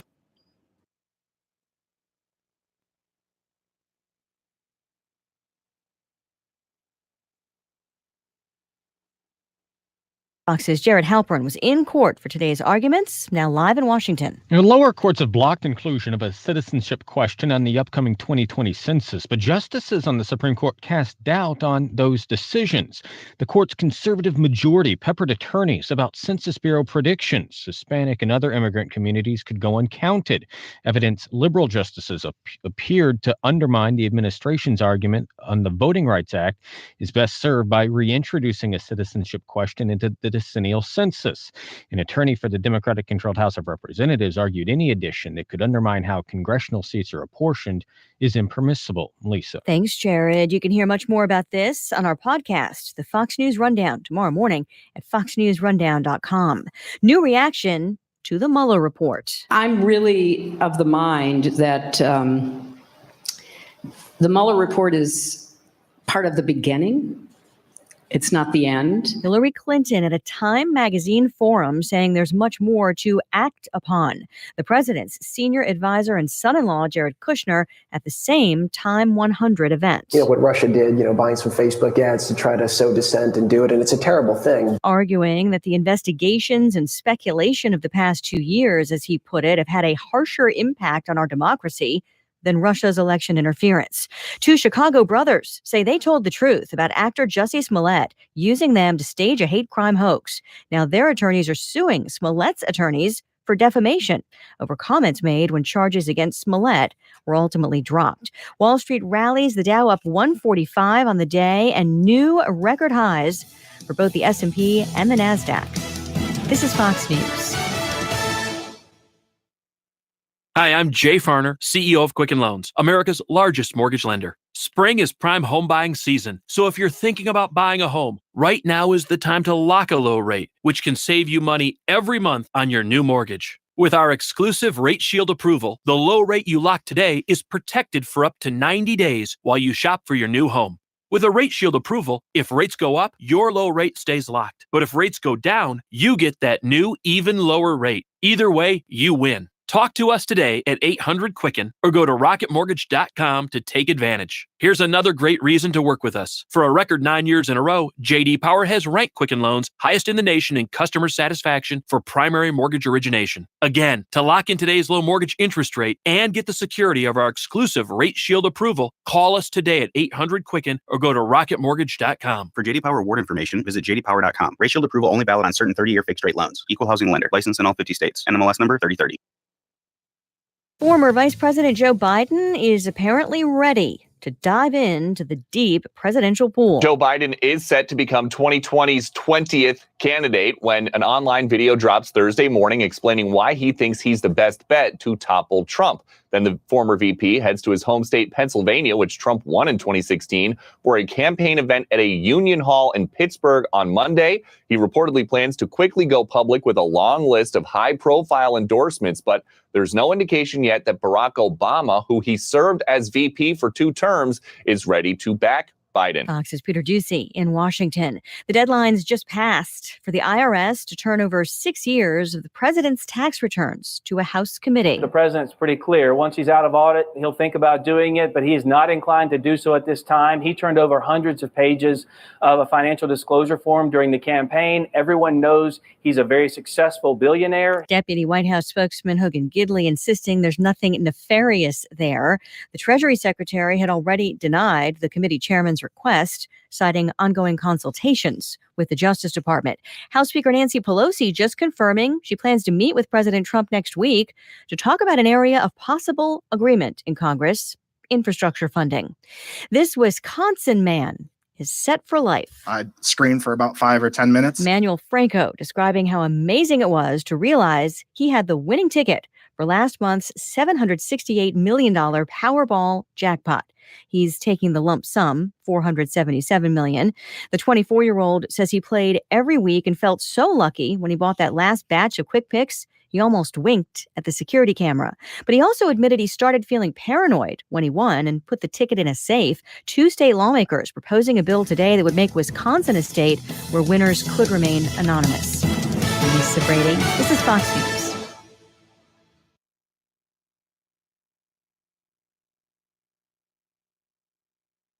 Your news, your town. Your station. KVFD News when it breaks. Good afternoon. I'm Alex Benzagal with the KVFD Afternoon News.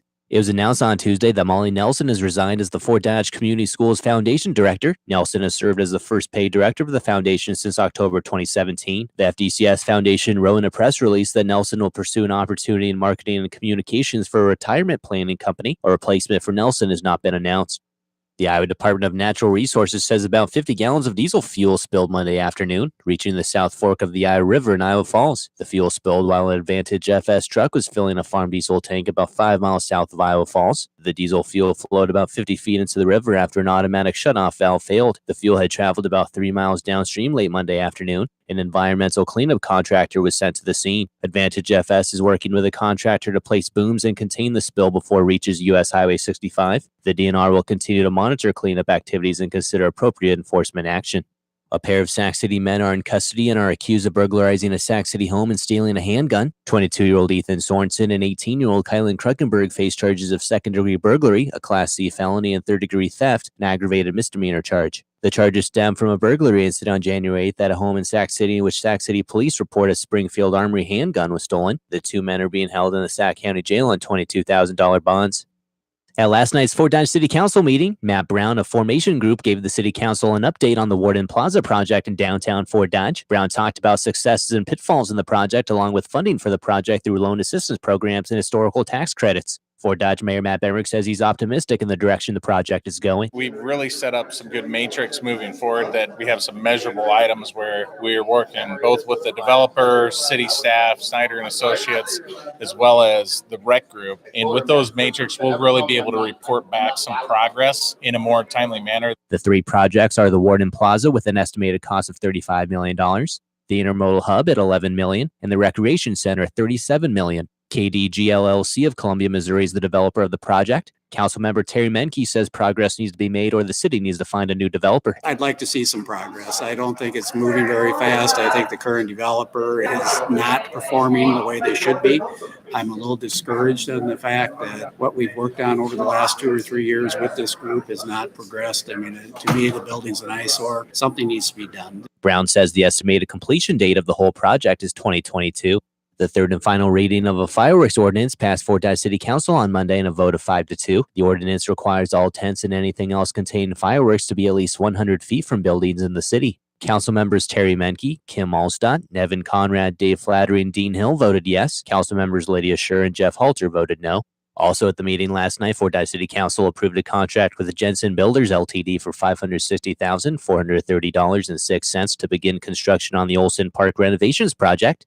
The project includes creating 2 new entrances to the park, renovating the parking areas of the park, and building a new pond. Councilmember Jeffrey Halter says he's happy to see the project moving forward. It's required a lot of patience, not just by the citizens of Fort Dodge, but also staff and council members. I think it's exciting that you're going to actually start to see progress. You can drive by now and already see some of the progress that's going in regards to the recreational trails that are going to be coming through that north end of the park. The project is expected to be completed by December 31st, 2019.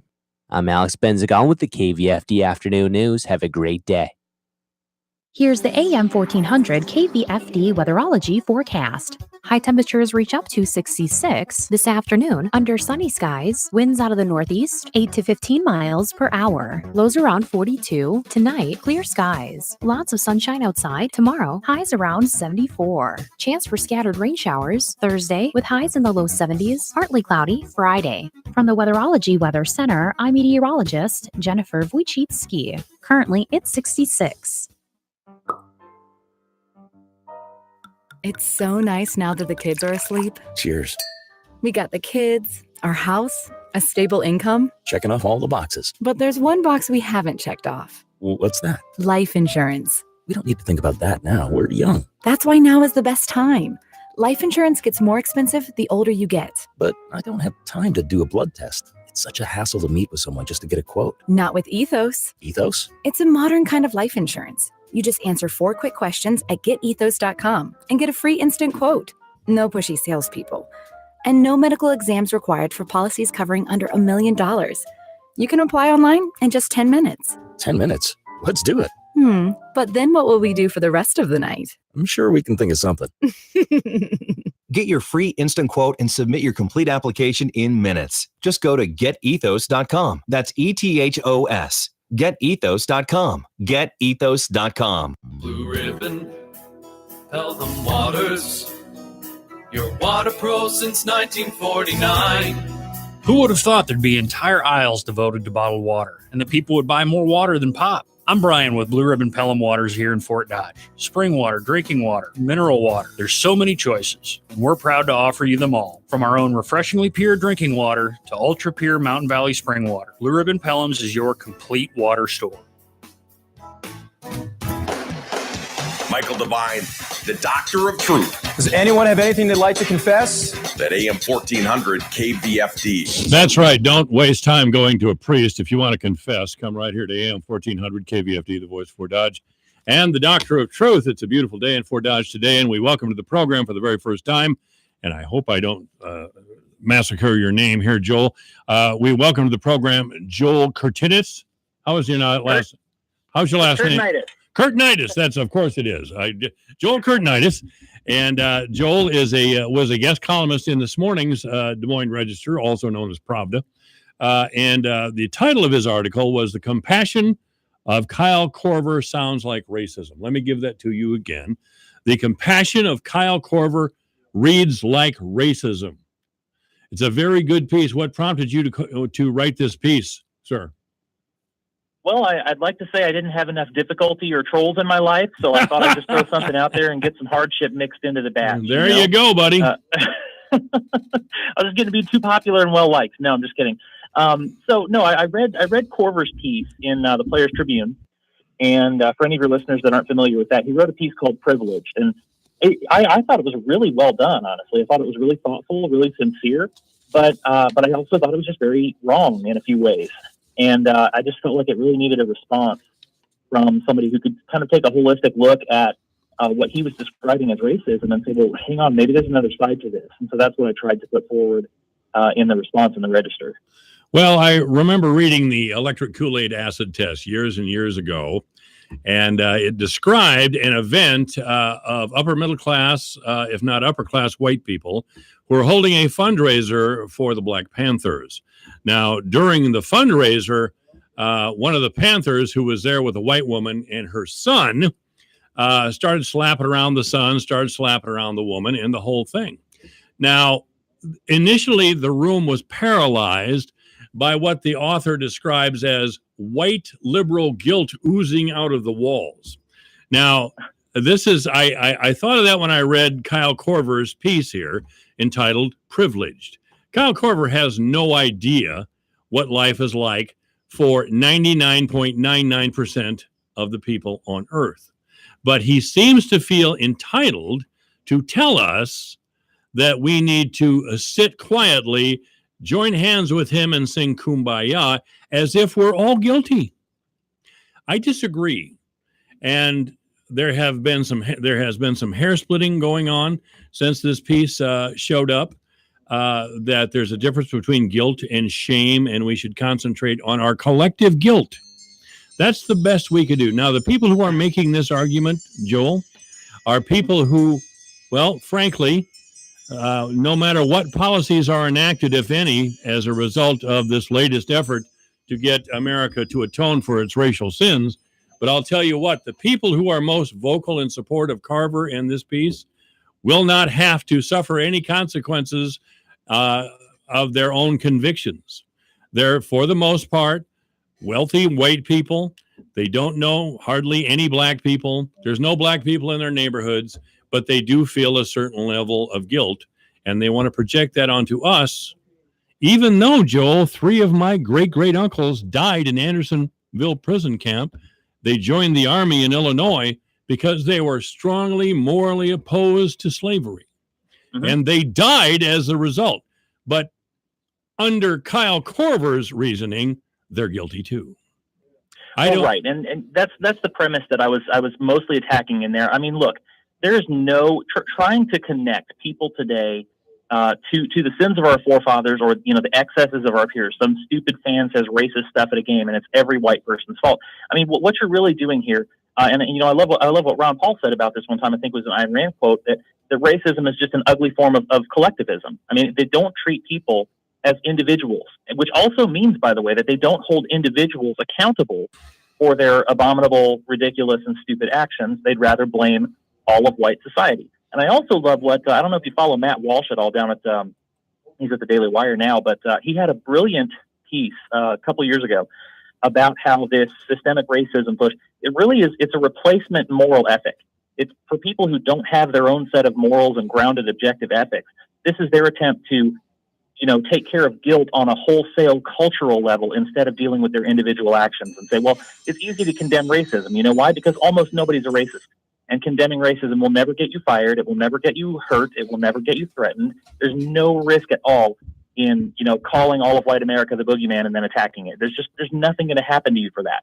And so there's no risk, and therefore there's no accountability. And that's what I wanted to point out in my response. Well, and I think I think that's accurate.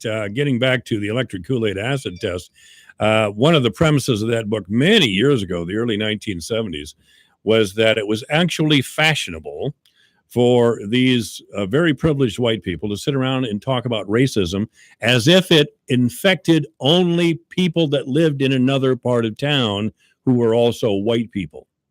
In other words, yes, here we are, we're wealthy, privileged, and by the way, powerful white people, and we're pointing a finger at poor people who are white people on the other side of town because, well, they must be the racist because we're not, because we have the right attitude, because, well, we're us.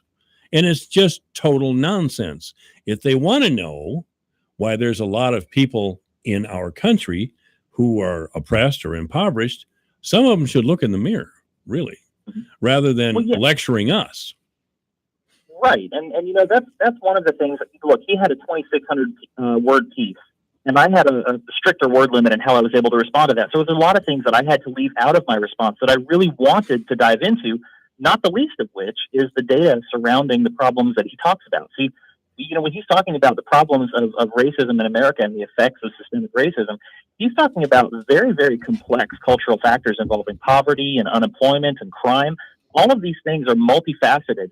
And I think it's really intellectually lazy of people to look at it and go, well, you know what? There's probably just a vast conspiracy of hateful white people who are keeping all colored folks out of a job, or black folks, or Indian folks, any of those, keeping people down because they're just so racist. I think you look at that, and it's an intellectually lazy approach that doesn't say, okay, let's look at geography, let's look at class, let's look at urbanization versus rural life, let's look at the different factors that play into who gets what jobs where, let's look at the education system. All of these things have a lot of data to contribute to the conversation, and all of them get ignored when you just show up and say, hey, everybody's a racist and it's all the white people's fault. 20-some years ago here in Fort Dodge, there was a proposal to bring a beef packing plant to our town. It never happened. But there were also demands before the packing plant even agreed to come here. There were also demands that we needed to bring Mexican labor to our town. Because the argument then was the same as it is now, is that white people are somehow, they won't do it. They're lazy. They're entitled. So we have to have these workers. And at the time, the average wage of a laborer in the state of Iowa was $10 an hour. Even then, that wasn't any good. So I went to the city council meeting and I asked, why are we bringing all these workers? Why do you want to bring all these workers to our town? The wage is already $10 an hour, too low for anyone to support a family. Again, even then, why would you do this? And here was the response. You're a racist. A councilman stopped everybody from talking and proudly took the microphone and condemned me at length for my racism. He didn't know me. He didn't know anything about me. And he did nothing to address the point I was trying to make, is that wages in our part of the world were already low. We had a lot of poverty already. And rather than respond, the easiest thing for that council person to do was just say racism. And he said it with a casual attitude, as if he were proud of himself. And I see that more and more and more all the time. Oh, well, if you're opposed or you don't agree, you're a racist. And that's the end of the story.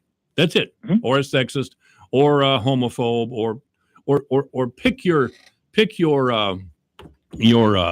problem, and that's the answer to simply everything. That's it. And I think there are legitimate racists, and I pointed this out in the article. There are legitimately people who are racist.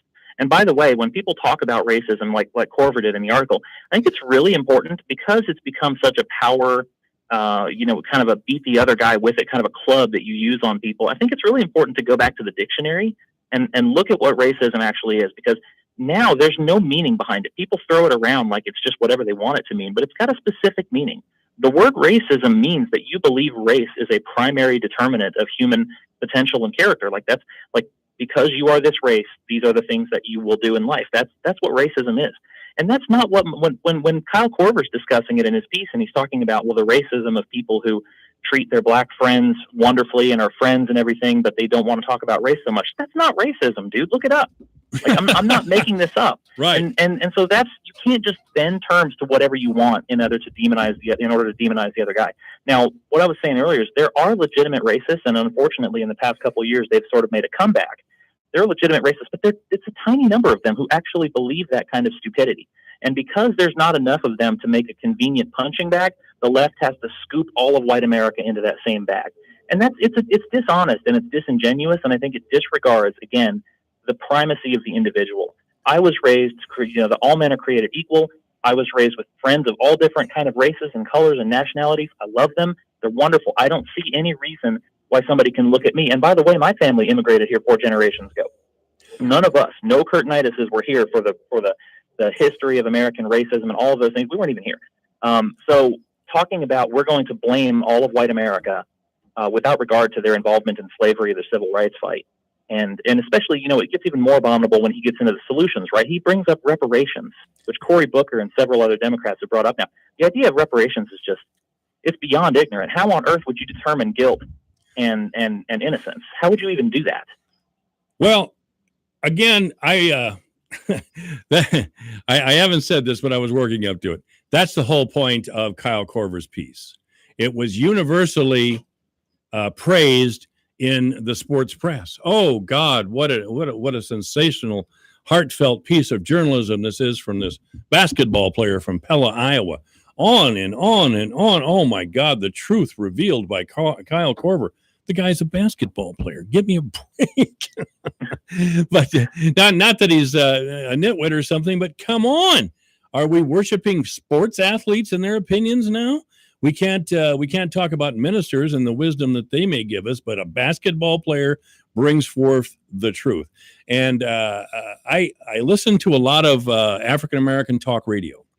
And not surprisingly, all through the conversation, no matter who the host is there's talk of reparations. As a matter of fact, I went out and got another copy of The Debt by Randall Robinson, who wrote a book about reparations in the 1990s when Bill Clinton was president. And Clinton picked up on it right away, of course. And he started to kind of carry the torch for Randall Robinson in his book, The Debt. But then the whole Monica Lewinsky came around and he started to look like a fool. So that was the end of that. But that's where we're going. The same way gay marriage is taking us to relationships between adult men and boys. That's exactly the type of thing that will happen in our future. The same arguments are going to be used. And again, those people, those white people who are pushing for reparations are usually privileged people. The ideas that they're pushing will not affect them in the slightest. They just want to feel some sort of relief from this white guilt problem that they have. And I don't care to give it to them, frankly. Well, no. And I think you also have to look at, there's a lot of issues in which, the left and the right maybe can agree on the problem and the problems that are facing people. But then the solutions that are offered are just ridiculous. I mean, if you look at climate change, there's a lot of younger, millennial folks in the libertarian and conservative movements that are open to the idea that the data might show some climate change. But when you put forward a resolution that says, let's ban cows and airplanes and renovate every building in America in the next 10 years, we can't take that seriously. That's not a serious solution. And it's the same thing here. I know we have demographic problems in America. We have problems with racism. We have problems with with jobs and employment. We have problems with crime, and we have problems with cities and the environment that they spawn, and education, all of those things.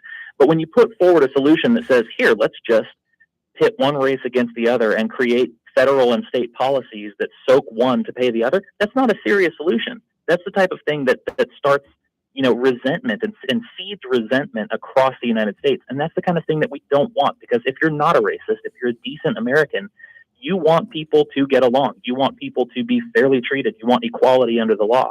And that's not the kind of thing that we want, is one that looks at your race first before determining how the law should treat you. And those are the things that Kyle Korver was advocating. And any of those things, or all of those things, if they were implemented, they would not affect the bottom line of Kyle Korver at all. No. Really, what the narrative is this, essentially, that and Gary Dolphin, for God's sake, was suspended for his unconscious bias for referring to a big, strong player as King Kong. And he pledged to go sit in the lotus position, I guess, and navel gaze and think about his unconscious bias. It was ridiculous.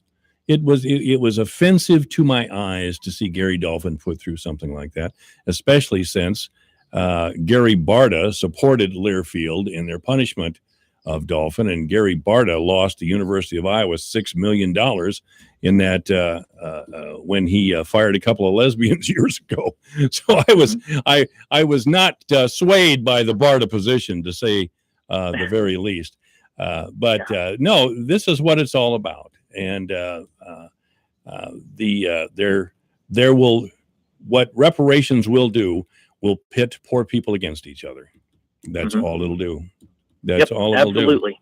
And there's also a, and if you look in the comments on my article, what you'll see is a lot of people trying to, and I've suspected this for a long time, but they're confirming it, that they believe that racism is the ultimate sin.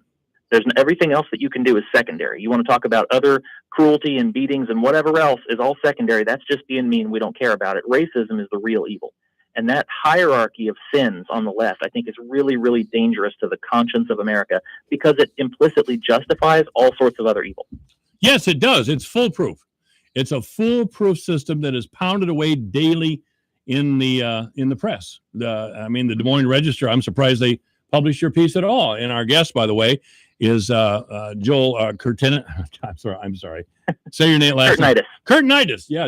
Go to the Des Moines Register today, or Providence, I've always liked to say it, as I've always said, and look up this piece in the opinion section by Joel Curtinitis. The compassion of Kyle Korver reads like racism. And that kind of is what it is. And I'm a little, I just will not listen to very, very privileged white people lecture. I just will not do it. Now, I don't care what Kyle thinks he saw, but Kyle Korver has been privileged his entire life. And I don't need him lecturing people like me, period. And if the Des Moines Register wants to support that, if they want to support Colin Kaepernick intentionally offending a large group of people just so he can get their attention, just because he has a platform, I'm not going to be receptive to your message. And I think with elections coming up sooner rather than later, we should consider these things, because this is pure emotional blackmail and a slander of our country and our people that we do not deserve. And that's something that Kyle Korver should write about.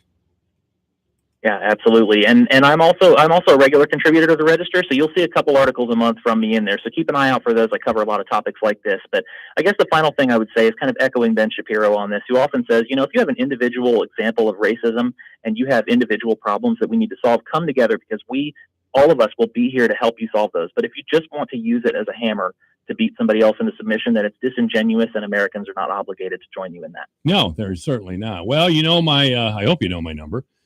So feel free to call me anytime. You're welcome on this program anytime. Perfect. Thank you so much for having me on. Thank you, sir. We've been talking with Joel Curtinitis, guest columnist this morning in the Des Moines Register. Check it out in the opinion section. This is AM 1400 KVFD, the voice of Fort Dodge. It's 2:30. Michael Devine at AM 1400 KVFD. Listen to this. Making radio great again. Gunderson Funeral Home and Cremation Services. Oh, why not just cremate me when I'm gone? Sounds simple, doesn't it? However, there are many options to consider when cremation is chosen. From simple to detailed, we at Gunderson Funeral Home and Cremation Services can help you create a unique commemoration. Gunderson Funeral Home and Cremation Services. The great thing about facts, they're proven. Like the fact that crude oil contains impurities, or that base oil made from natural gas is 99.5% free of impurities. And the fact that Pennzoil is the first synthetic motor oil made from natural gas, not crude oil. It gives you unbeatable engine protection. The proof is in the Pennzoil. Based on Sequence 4A wear test using SAE 5W30. Available on Amazon. Your news, your town, your station. KVFD News when it breaks.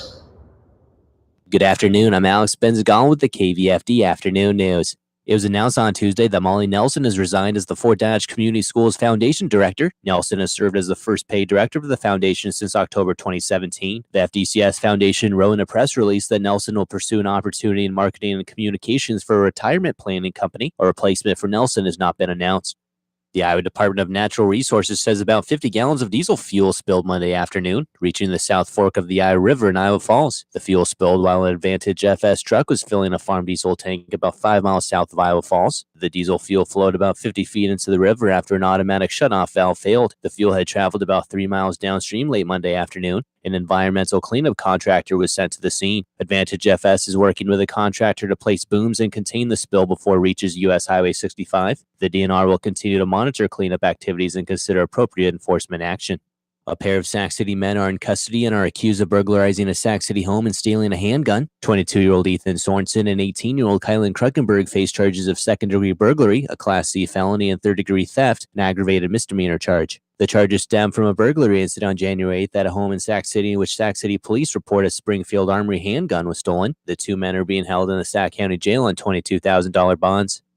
At last night's Fort Dodge City Council meeting, Matt Brown of Formation Group gave the City Council an update on the Warden Plaza project in downtown Fort Dodge. Brown talked about successes and pitfalls in the project, along with funding for the project through loan assistance programs and historical tax credits. Fort Dodge Mayor Matt Benrick says he's optimistic in the direction the project is going. We've really set up some good matrix moving forward, that we have some measurable items where we are working both with the developer, city staff, Snyder and Associates, as well as the rec group. And with those matrix, we'll really be able to report back some progress in a more timely manner. The three projects are the Warden Plaza with an estimated cost of $35 million, the Intermodal Hub at $11 million, and the Recreation Center at $37 million. KDG LLC of Columbia, Missouri is the developer of the project. Councilmember Terry Menke says progress needs to be made or the city needs to find a new developer. I'd like to see some progress. I don't think it's moving very fast. I think the current developer is not performing the way they should be.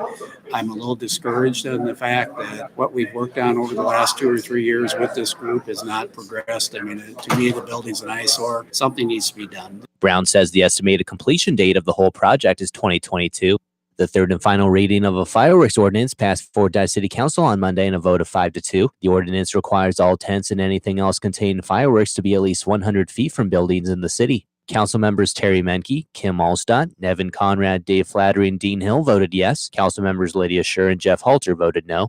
Also at the meeting last night, Fort Dodge City Council approved a contract with Jensen Builders Ltd. for $560,430.06 to begin construction on the Olson Park renovations project. The project includes creating 2 new entrances to the park, renovating the parking areas of the park, and building a new pond. Councilmember Jeffrey Halter says he's happy to see the project moving forward. It's required a lot of patience, not just by the citizens of Fort Dodge, but also staff and council members. I think it's exciting that you're going to actually start to see progress. You can drive by now and already see some of the progress that's going in regards to the recreational trails that are going to be coming through that north end of the park. The project is expected to be completed by December 31st, 2019. I'm Alex Benzagal with the KVFD Afternoon News. Have a great day. This is AM 1400 KVFD, the voice of Fort Dodge. Let's check the forecast here right now. It's what temperature is it right now? Yes, I'm talking to myself. 67 degrees, sunny today with a high of 68, they're saying now. By they, I mean the National Weather Service. Overnight, it's going to be clear with a low of 42. Tomorrow, sunny, high 74. On Thursday, a little rain, mostly sunny with a high of 72. On Friday, a chance of rain. Mostly sunny other than that with a high of 61 degrees. Saturday, some rain, mainly before 1 in the afternoon, so it's going to be a little rain on Saturday morning. It'll be mostly cloudy with a high of 56. Sunday, it'll be sunny with a high of 60. On Monday, a chance of rain, cloudy with a high of 58. 67 degrees right now at AM 1400, KVFD, the voice of Fort Dodge. Obituaries this hour brought to you by Bruce's Funeral Home, the historic Bruce's Funeral Home at 923 First Avenue South in Fort Dodge. You may contact the historic Bruce's Funeral Home by calling 515-576-5117 or online at www.brucesfuneralhome.com. Judith A. LeBaum, 76 years old of Fort Dodge, died on Friday at Mercy One Hospital in Des Moines. There will be a funeral service held at 10:30 in the morning on Thursday at the historic Bruce's Funeral Home at 923 First Avenue North here in 923 First Avenue South here in town, with Pastor Willits of the Epworth United Methodist Church officiating. Visitation will be from 4 to 7 on Wednesday at the historic Bruce's Funeral Home. Interment will take place at Memorial Park Cemetery. Memorials may be directed to the family. Online condolences may be left for the family at www.brucesfuneralhome.com. Judith LeBaum was born April 9th, 1943 in Fort Dodge, the daughter of Joseph and Doris Peggy Suhada. She graduated from Fort Dodge Senior High in 1961. She married Jerry LeBaum, and they were later divorced. Judy was then with the love of her life, James Perkapile, for 37 years. Judy worked for Globe Union from 1961 until the company closed. She then worked for Dr. Home for 20 years. Judy enjoyed spending time with her family. She also enjoyed taking care of her cats, dogs, and horses. She had a great love of animals. Judy will be greatly missed. Judy is survived by her longtime companion, Jim Perkapile of Fort Dodge, son Jerry LeBaum of Fort Dodge, sister Vicki Steberg, and husband Don of Fort Dodge. Son Jamie Perkapile of Colorado Springs, Colorado. Grandchildren, 7 great-grandchildren, nieces, Jody Canavan and husband Pat, and Julie Hirachita and husband Ernie. She is also survived by great-nieces and nephews. She was preceded in death by her parents. Obituaries this hour brought to you by Bruce's Funeral Home, the historic Bruce's Funeral Home at 923 First Avenue South, Fort Dodge. You may contact the historic Bruce's Funeral Home by calling 515-576-5117 or online at www.brucesfuneralhome.com. 437 and 65 degrees at AM 1400 KVFD, the voice of Fort Dodge. From the Fox Business Network on Wall Street, the major averages closing in the green, with both the Nasdaq and S&P 500 notching record highs, with the Dow closing up 145 points, Nasdaq up 106, S&P 500 up 26. And after hours, shares of Snap, the parent company of Snapchat, soaring after beating Wall Street expectations, and Texas Instruments shares rising in the extended session after the chipmaker's earnings topped Wall Street estimates. And Rite Aid following suit, raising the age to buy tobacco products to 21 within the next 90 days after rival drugstore chain Walgreens announced today that it would raise the age to buy tobacco products and vaping devices starting on September the 1st. And Henry Block, co-founder of tax preparer H&R Block, has died. He founded the tax firm along with his brother Richard back in 1955 after the IRS stopped providing free income tax return service. Henry Block was 96. With the Fox Business Report, I'm Hillary Barsky. Hi, I'm Jay Farner, CEO of Quicken Loans. 30% of Americans who are planning home improvements of $5,000 or more will pay for those renovations with a high-interest credit card. That may not be a great idea. A better idea may be to take cash out of your home with a Quicken Loans 30-year fixed-rate mortgage. The rate today on our 30-year fixed-rate mortgage is 4.5%, APR 4.78%. Call us today at 800-QUICKEN or go to rocketmortgage.com. Rate subject to change. Pay 2% fee to receive this discounted rate. Call for cost information and conditions. Equal housing lender. License in all 50 states. NMLS number 3030. Here's a look at how the markets closed today. May corn down 3.5 to 351 1/4. July down 3 1/4 to 360 1/4. September corn down 2 3/4 to 368 1/4. December down 2 3/4 to 379 3/4. May soybeans down 15 cents to 862. July down 15 1/4 to 875 1/2. August down 14 3/4 at 881 1/2. November down 13 1/2 to close closed at $8.96 1/4. May wheat closed up 3 at $4.38 3/4. Soybean meal down $1.50 a ton at $3.01. April live cattle down 17 at $128.32. June down 45 at $121.12. May feeder cattle down $117 at $149.62. August up 7 at $159.70. May lean hogs down $120 at $87.82. June down $140 to $92.37. I'm Dwayne Murley. When severe weather threatens, keep it here for the Severe Weather Advisor. Brought to you by Creative Signs and Graphics Fort Dodge. For signs, decals, vehicle graphics, magnets, logos, customized documents, and more. If your business needs it, Creative Signs and Graphics can make it. And a stitch above the rest embroidery, Fort Dodge. Step out in style with quality brands, timely turnaround, and professional service. A stitch above the rest. Embroidery professionals worth finding. Remember, when severe weather threatens, stay with your friends on KVFD. If you own a pair of Skechers, this ad is not for you because you already know they're the most comfortable shoes on the planet. This ad is for those who've never tried Skechers, for the few who have never experienced the otherworldly comfort of Skechers air-cooled memory foam, never floated across the ground on comfort pods, or experienced Skechers seamless knits. You're missing out. That's like never petting a puppy. So we've made this ad for you, in hopes of showing you the light. Skechers. Live comfortably. Available at a Skechers store near you, or wherever stylish shoes are sold. Funeral directors are there to provide confidence, calming presence, and comforting words to help families grieve the loss of a loved one. The staff at Loffersweiler's Funeral Home raises the bar even higher. They can take care of the smallest details. They're the calm voice of reason and sometimes a very much needed shoulder to cry on. The staff at Loffersweiler's is here when you need them. They're ready to help you organize a beautiful, respectful service. Loffersweiler Funeral Home, Fort Dodge, serving families like yours since 1856. Around here, life is a continuous circle. We have friend circles, business circles, great work, and occasionally circles under our eyes. At our best, we have a circle of caring people around us. That's the power of Mercy One, a healthcare support network 20,000 strong, personalizing your care by keeping you at the center of everything we do. Mercy One, your best life, our one purpose. Customer assistance, aisle 83.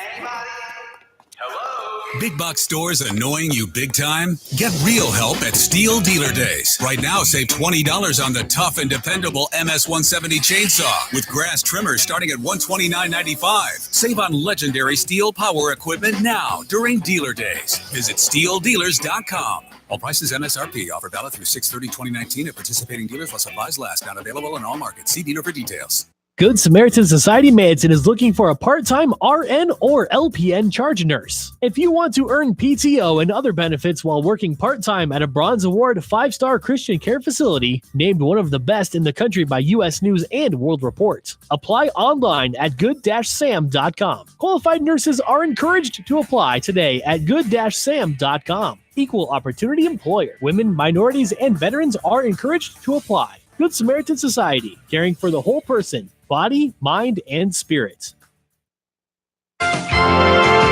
Consistently performing and yielding results.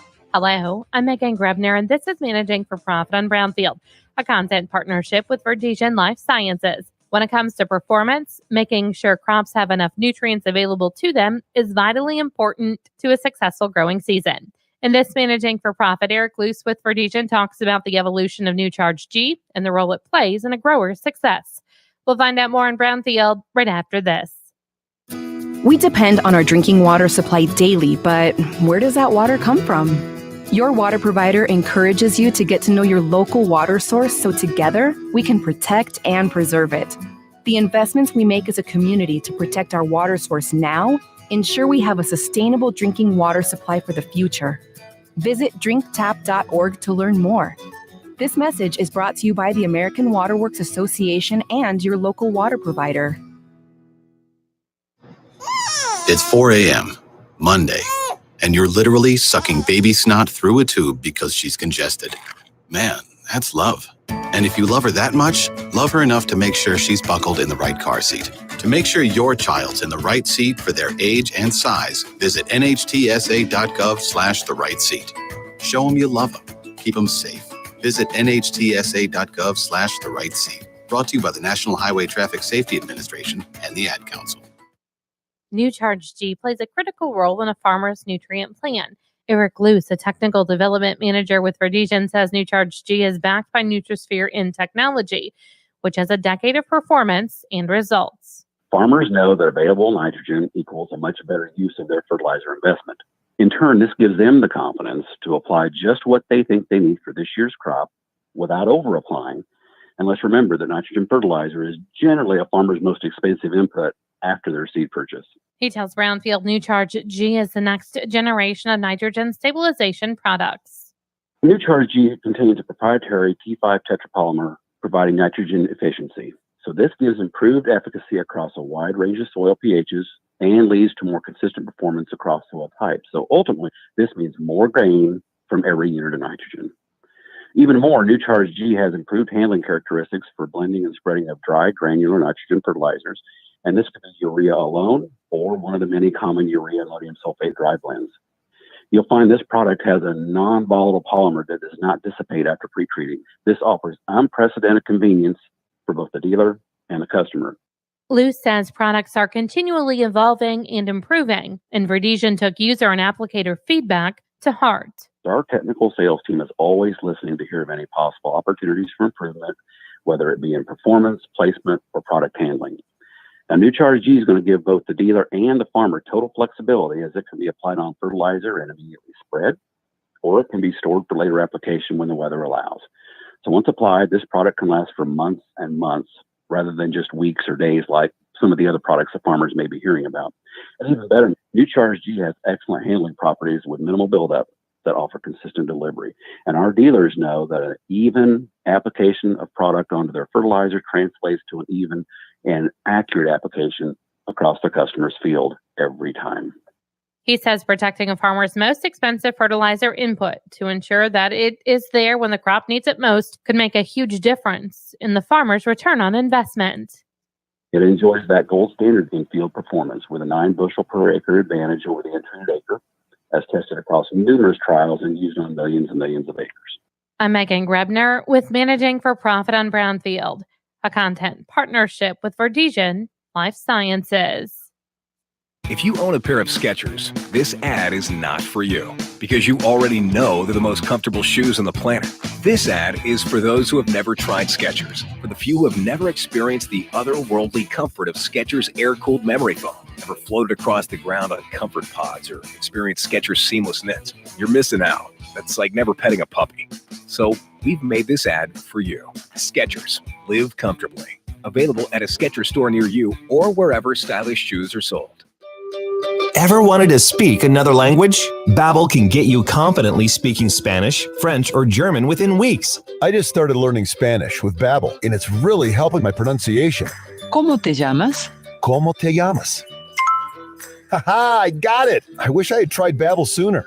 See why Babbel is the quick way to get conversational in a new language. Go to Babbel.com or download the app and try it for free. That's Babbel, Babbel.com to try for free. This is Chris Heslop with Star Energy FS. I understand that time is a precious commodity, especially when it comes to your operation. That's why I am dedicated to be the best at providing business solutions for your operation. FS proudly supports the local communities we serve and is committed to helping your operation continue to run smoothly so that you can spend more time with those you care the most about. Star Energy FS is your local, reliable supplier for fuel, lubricant, and propane needs. FS, the people and the products to take you further. Gunderson Funeral Home and Cremation Services. Oh, why not just cremate me when I'm gone? Sounds simple, doesn't it? However, there are many options to consider when cremation is chosen. From simple to detailed, we at Gunderson Funeral Home and Cremation Services can help you create a unique commemoration. Gunderson Funeral Home and Cremation Services. Michael Devine, the mayor of Manville. It's a fancy title for a part-time job. Michael Devine at AM 1400 KVFD.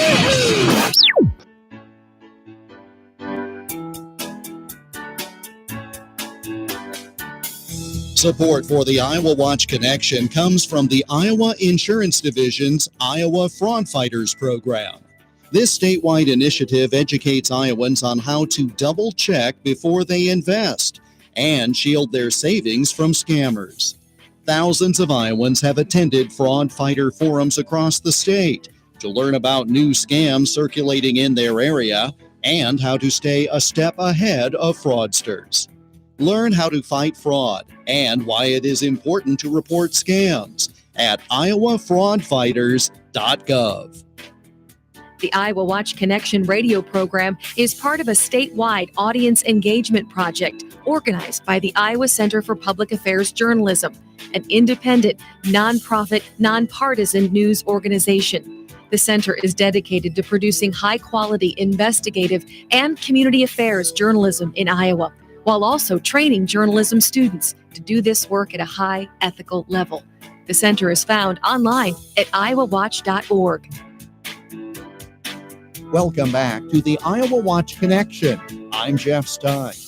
In addition to 2 first-place awards for reporting, last weekend Iowa Watch received a second-place award in the Public Affairs Reporting category for a program on first-time voters, which originally aired on October 26, 2018.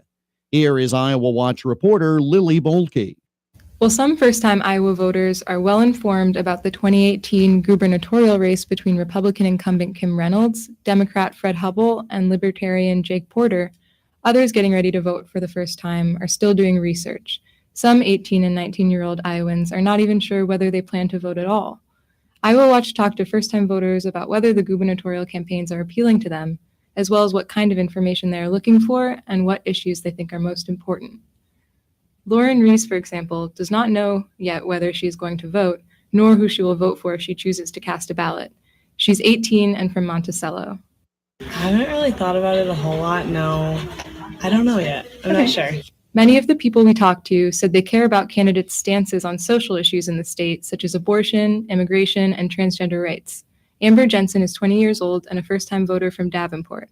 As a Spanish major at Cornell College who said she hopes to work with the Latino community in Iowa as a career, she said the immigration debate is important to her as well, including how it related to the immigration status of the man accused of murdering Molly Tibbetts. Jerson said that despite the fact that Tibbetts' family did not want to politicize her death, Reynolds made it political while Hubbell did not. When asked about whether the candidates were talking about the issues Jerson cares about, she said, I believe that they are. I follow Fred Hubbell on Twitter. My friend is actually working for his campaign. And I look at Kim Reynolds' tweets, but I don't personally follow her on Twitter. I do keep up with the things that she's doing within the state through other news stations. Emily Butolf is 19 years old and, while she's lived in several places, most of that has been in South Dakota. She lives in Iowa City now while she studies at the University of Iowa. She plans to vote in the Iowa gubernatorial race, but did not know for whom when we talked with her. We spoke at the Iowa Memorial Union, where it was busy as students lined up for early satellite voting that was taking place. I do. It's a little conflicting because it becomes so extreme in some of the issues that, like, I agree with what they're saying, but not what they support, if that makes sense. Yeah. Do you have any, examples of that? Yeah, I'm personally, my faith doesn't believe in abortion, so Planned Parenthood has been poisoned against me from the start. But I do want women to have access to health care. Butolf also said that she thinks partisan activity has turned the political process more commercial. McGuire Schultz, who is 19 years old and originally from Des Moines, agrees. He said he thinks politicians often cater to their political parties too much and that he will probably choose to vote for the candidate whose ideas are their own rather than those of their party. Partisanship is not the only frustration some first-time voters have with the gubernatorial election and the political process in general.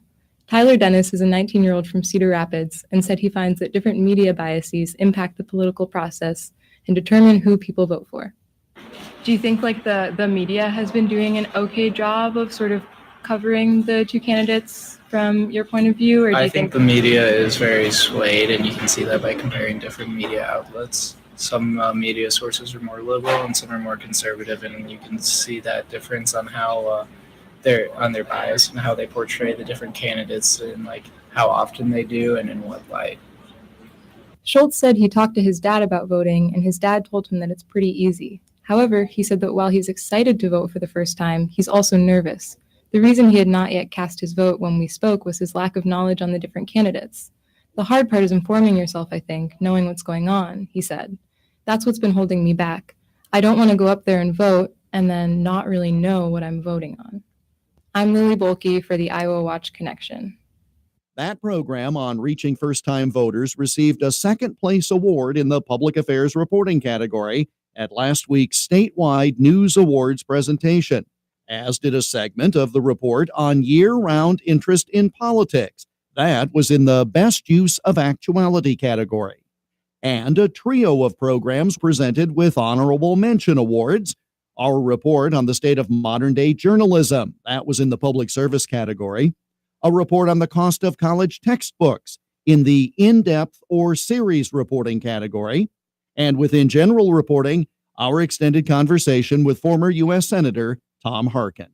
Again, we're gratified by the recognition, which only makes us resolve to continue this sort of in-depth public affairs journalism for you, the audience. And that brings us to the close of this week's program. We're back again next week at this same time. In the meantime, you can connect with us online, iowawatch.org. Click on the Iowa Watch Connection tab at the top of the page to listen to all or part of this program again. I remember a teacher that I had. Now, I went through the seventh grade. I went to the seventh grade. I left home when I was 10 years old because I was hungry. And I used to, this is true. I work in the summer and I go to school in the winter. But I had this one teacher. He was the principal of the Harrison School in Vincennes, Indiana. To me, this was the greatest teacher, a real sage of my time, anyhow. He had such wisdom. And we were all reciting the Pledge of Allegiance one day. And he walked over, this little old teacher, Mr. Laswell was his name. Mr. Laswell.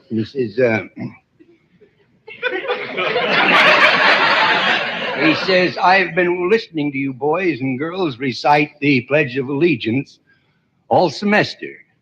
And it seems as though it's becoming monotonous to you. If I may I recite it and try to explain to you the meaning of each word. I, me, an individual, a committee of one, pledge, dedicate all of my worldly goods to give without self-pity. Allegiance, my love and my devotion to the flag, our standard, Old Glory, a symbol of freedom. Wherever she waves, there's respect, because your loyalty has given her a dignity that shouts, freedom is everybody's job. United. That means that we have all come together. States, individual communities that have united into 48 great states.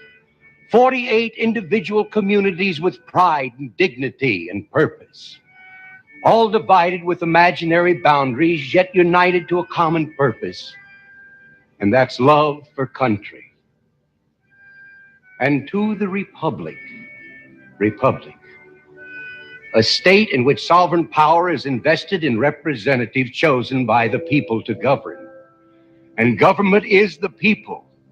And it's from the people to the leaders, not from the leaders to the people, for which it stands. One nation, meaning so blessed by God, indivisible, incapable of being divided, with liberty, which is freedom, the right of power to live one's own life, without threats, fear, or some sort of retaliation. And justice, the principle or qualities of dealing fairly with others. For all, which means, boys and girls, it's as much your country as it is mine. And now, boys and girls, let me hear you recite the Pledge of Allegiance. I pledge allegiance to the flag of the United States of America and to the republic for which it stands, one nation, indivisible, with liberty and justice for all. Since I was a small boy, Hi, this is Gary Rima, the voice of the University of Northern Iowa Panthers, and this is the home for Panther Sports, the voice of Fort Dodge, KVFD. Fort Dodge. They're calling it ridiculous. I'm Lisa Lacera, Fox News. Lawyers for Empire star Jussie Smollett reacting after two brothers who say they helped stage an attack sued Smollett. They could have remained silent, but instead they told the truth to the police, and with their right hand in the air, they told the truth to the grand jury. Sandaro Brothers attorney Gloria Schmidt, Smollett's attorneys Mark Garagos and Tina Glandon say they initially thought the lawsuit was a parody. They say they view it as comical and lawyer-driven nonsense.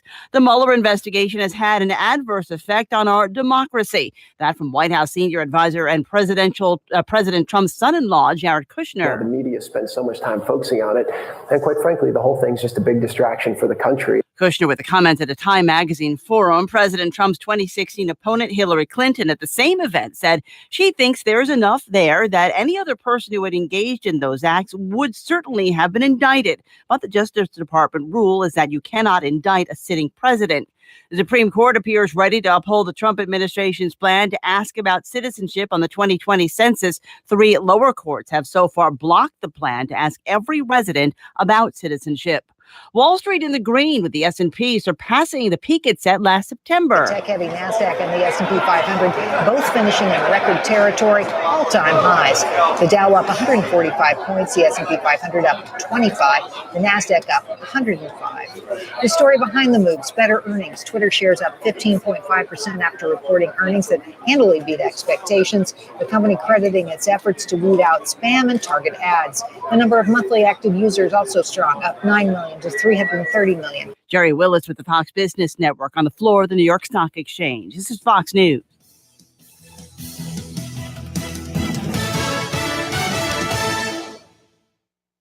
Hi, I'm Jay Farner, CEO of Quicken Loans, America's largest mortgage lender. Let's talk credit card debt for a minute. If you feel you're carrying too much of it, you're not alone. The average household in the U.S. carries over $8,000 in credit card debt. Ready for some good news? With a cash-out refinance from Quicken Loans, you can quickly and easily put some of the equity in your home to good use by paying off a lot of that high-interest credit card debt. A great way to take cash out is with our 30-year fixed-rate mortgage. The rate today on our 30-year fixed-rate mortgage is 4.5%, APR 4.78%. Call us today at 800-QUICKEN to learn how taking cash out with a 30-year fixed mortgage might be the right solution for you. And for a record 9 years in a row, J.D. Power has ranked Quicken Loans highest in the nation in customer satisfaction for primary mortgage origination. Call us today at 800-QUICKEN or go to rocketmortgage.com. For J.D. Power award information, visit jdpower.com. Rates subject to change. Pay 2% fee to receive this discounted rate. Call for cost information and conditions. Equal housing lender. License in all 50 states. NMLS number 3030.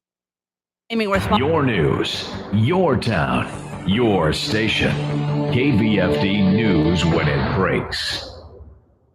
Good afternoon. I'm Alex Benzagon with the KVFD Afternoon News. It was announced on Tuesday that Molly Nelson has resigned as the Fort Dodge Community Schools Foundation Director. Nelson has served as the first paid director of the foundation since October 2017. The FDCS Foundation wrote in a press release that Nelson will pursue an opportunity in marketing and communications for a retirement planning company. A replacement for Nelson has not been announced. The Iowa Department of Natural Resources says about 50 gallons of diesel fuel spilled Monday afternoon, reaching the South Fork of the Iowa River in Iowa Falls. The fuel spilled while an Advantage FS truck was filling a farm diesel tank about 5 miles south of Iowa Falls. The diesel fuel flowed about 50 feet into the river after an automatic shutoff valve failed. The fuel had traveled about 3 miles downstream late Monday afternoon. An environmental cleanup contractor was sent to the scene. Advantage FS is working with a contractor to place booms and contain the spill before it reaches U.S. Highway 65. The DNR will continue to monitor cleanup activities and consider appropriate enforcement action. A pair of Sac City men are in custody and are accused of burglarizing a Sac City home and stealing a handgun. 22-year-old Ethan Sorensen and 18-year-old Kylan Kruckenberg face charges of second-degree burglary, a Class C felony, and third-degree theft, an aggravated misdemeanor charge. The charges stem from a burglary incident on January 8th at a home in Sac City in which Sac City police report a Springfield Armory handgun was stolen. The two men are being held in the Sac County Jail on $22,000 bonds. At last night's Fort Dodge City Council meeting, Matt Brown of Formation Group gave the City Council an update on the Warden Plaza project in downtown Fort Dodge. Brown talked about successes and pitfalls in the project, along with funding for the project through loan assistance programs and historical tax credits. Fort Dodge Mayor Matt Benrick says he's optimistic in the direction the project is going. We've really set up some good matrix moving forward, that we have some measurable items where we are working both with the developer, city staff, Snyder and Associates, as well as the rec group. And with those matrix, we'll really be able to report back some progress in a more timely manner. The three projects are the Warden Plaza with an estimated cost of $35 million, the Intermodal Hub at $11 million, and the Recreation Center at $37 million. KDG LLC of Columbia, Missouri is the developer of the project. Councilmember Terry Menke says progress needs to be made or the city needs to find a new developer. I'd like to see some progress. I don't think it's moving very fast. I think the current developer is not performing the way they should be. I'm a little discouraged in the fact that what we've worked on over the last 2 or 3 years with this group has not progressed. I mean, to me, the building's an eyesore. Something needs to be done. Brown says the estimated completion date of the whole project is 2022. The third and final reading of a fireworks ordinance passed Fort Dodge City Council on Monday in a vote of 5-2. The ordinance requires all tents and anything else containing fireworks to be at least 100 feet from buildings in the city. Council members Terry Menke, Kim Allstott, Nevin Conrad, Dave Flattery, and Dean Hill voted yes. Council members Lydia Scher and Jeff Halter voted no. Also at the meeting last night, Fort Dodge City Council approved a contract with the Jensen Builders LTD.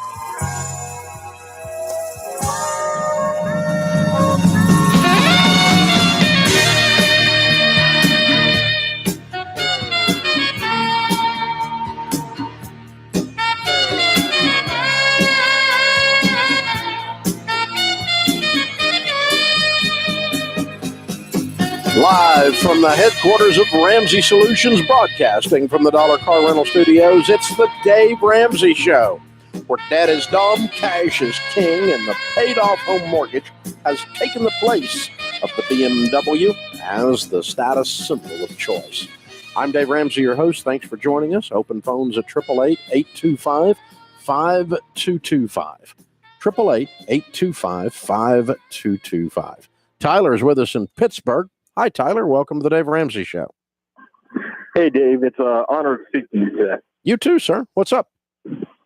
So, I am on baby step number 2 currently. I am on fire. Super excited for this process. Good. So I ran into a dilemma. Okay.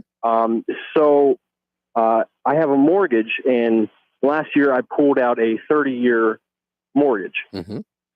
And basically, I'm trying to refinance my home, but my home is under construction due to some flood damage. And basically, they said they will not refinance this 15-year mortgage unless I fix this. So I'm not sure what to do, if I should stop my baby steps.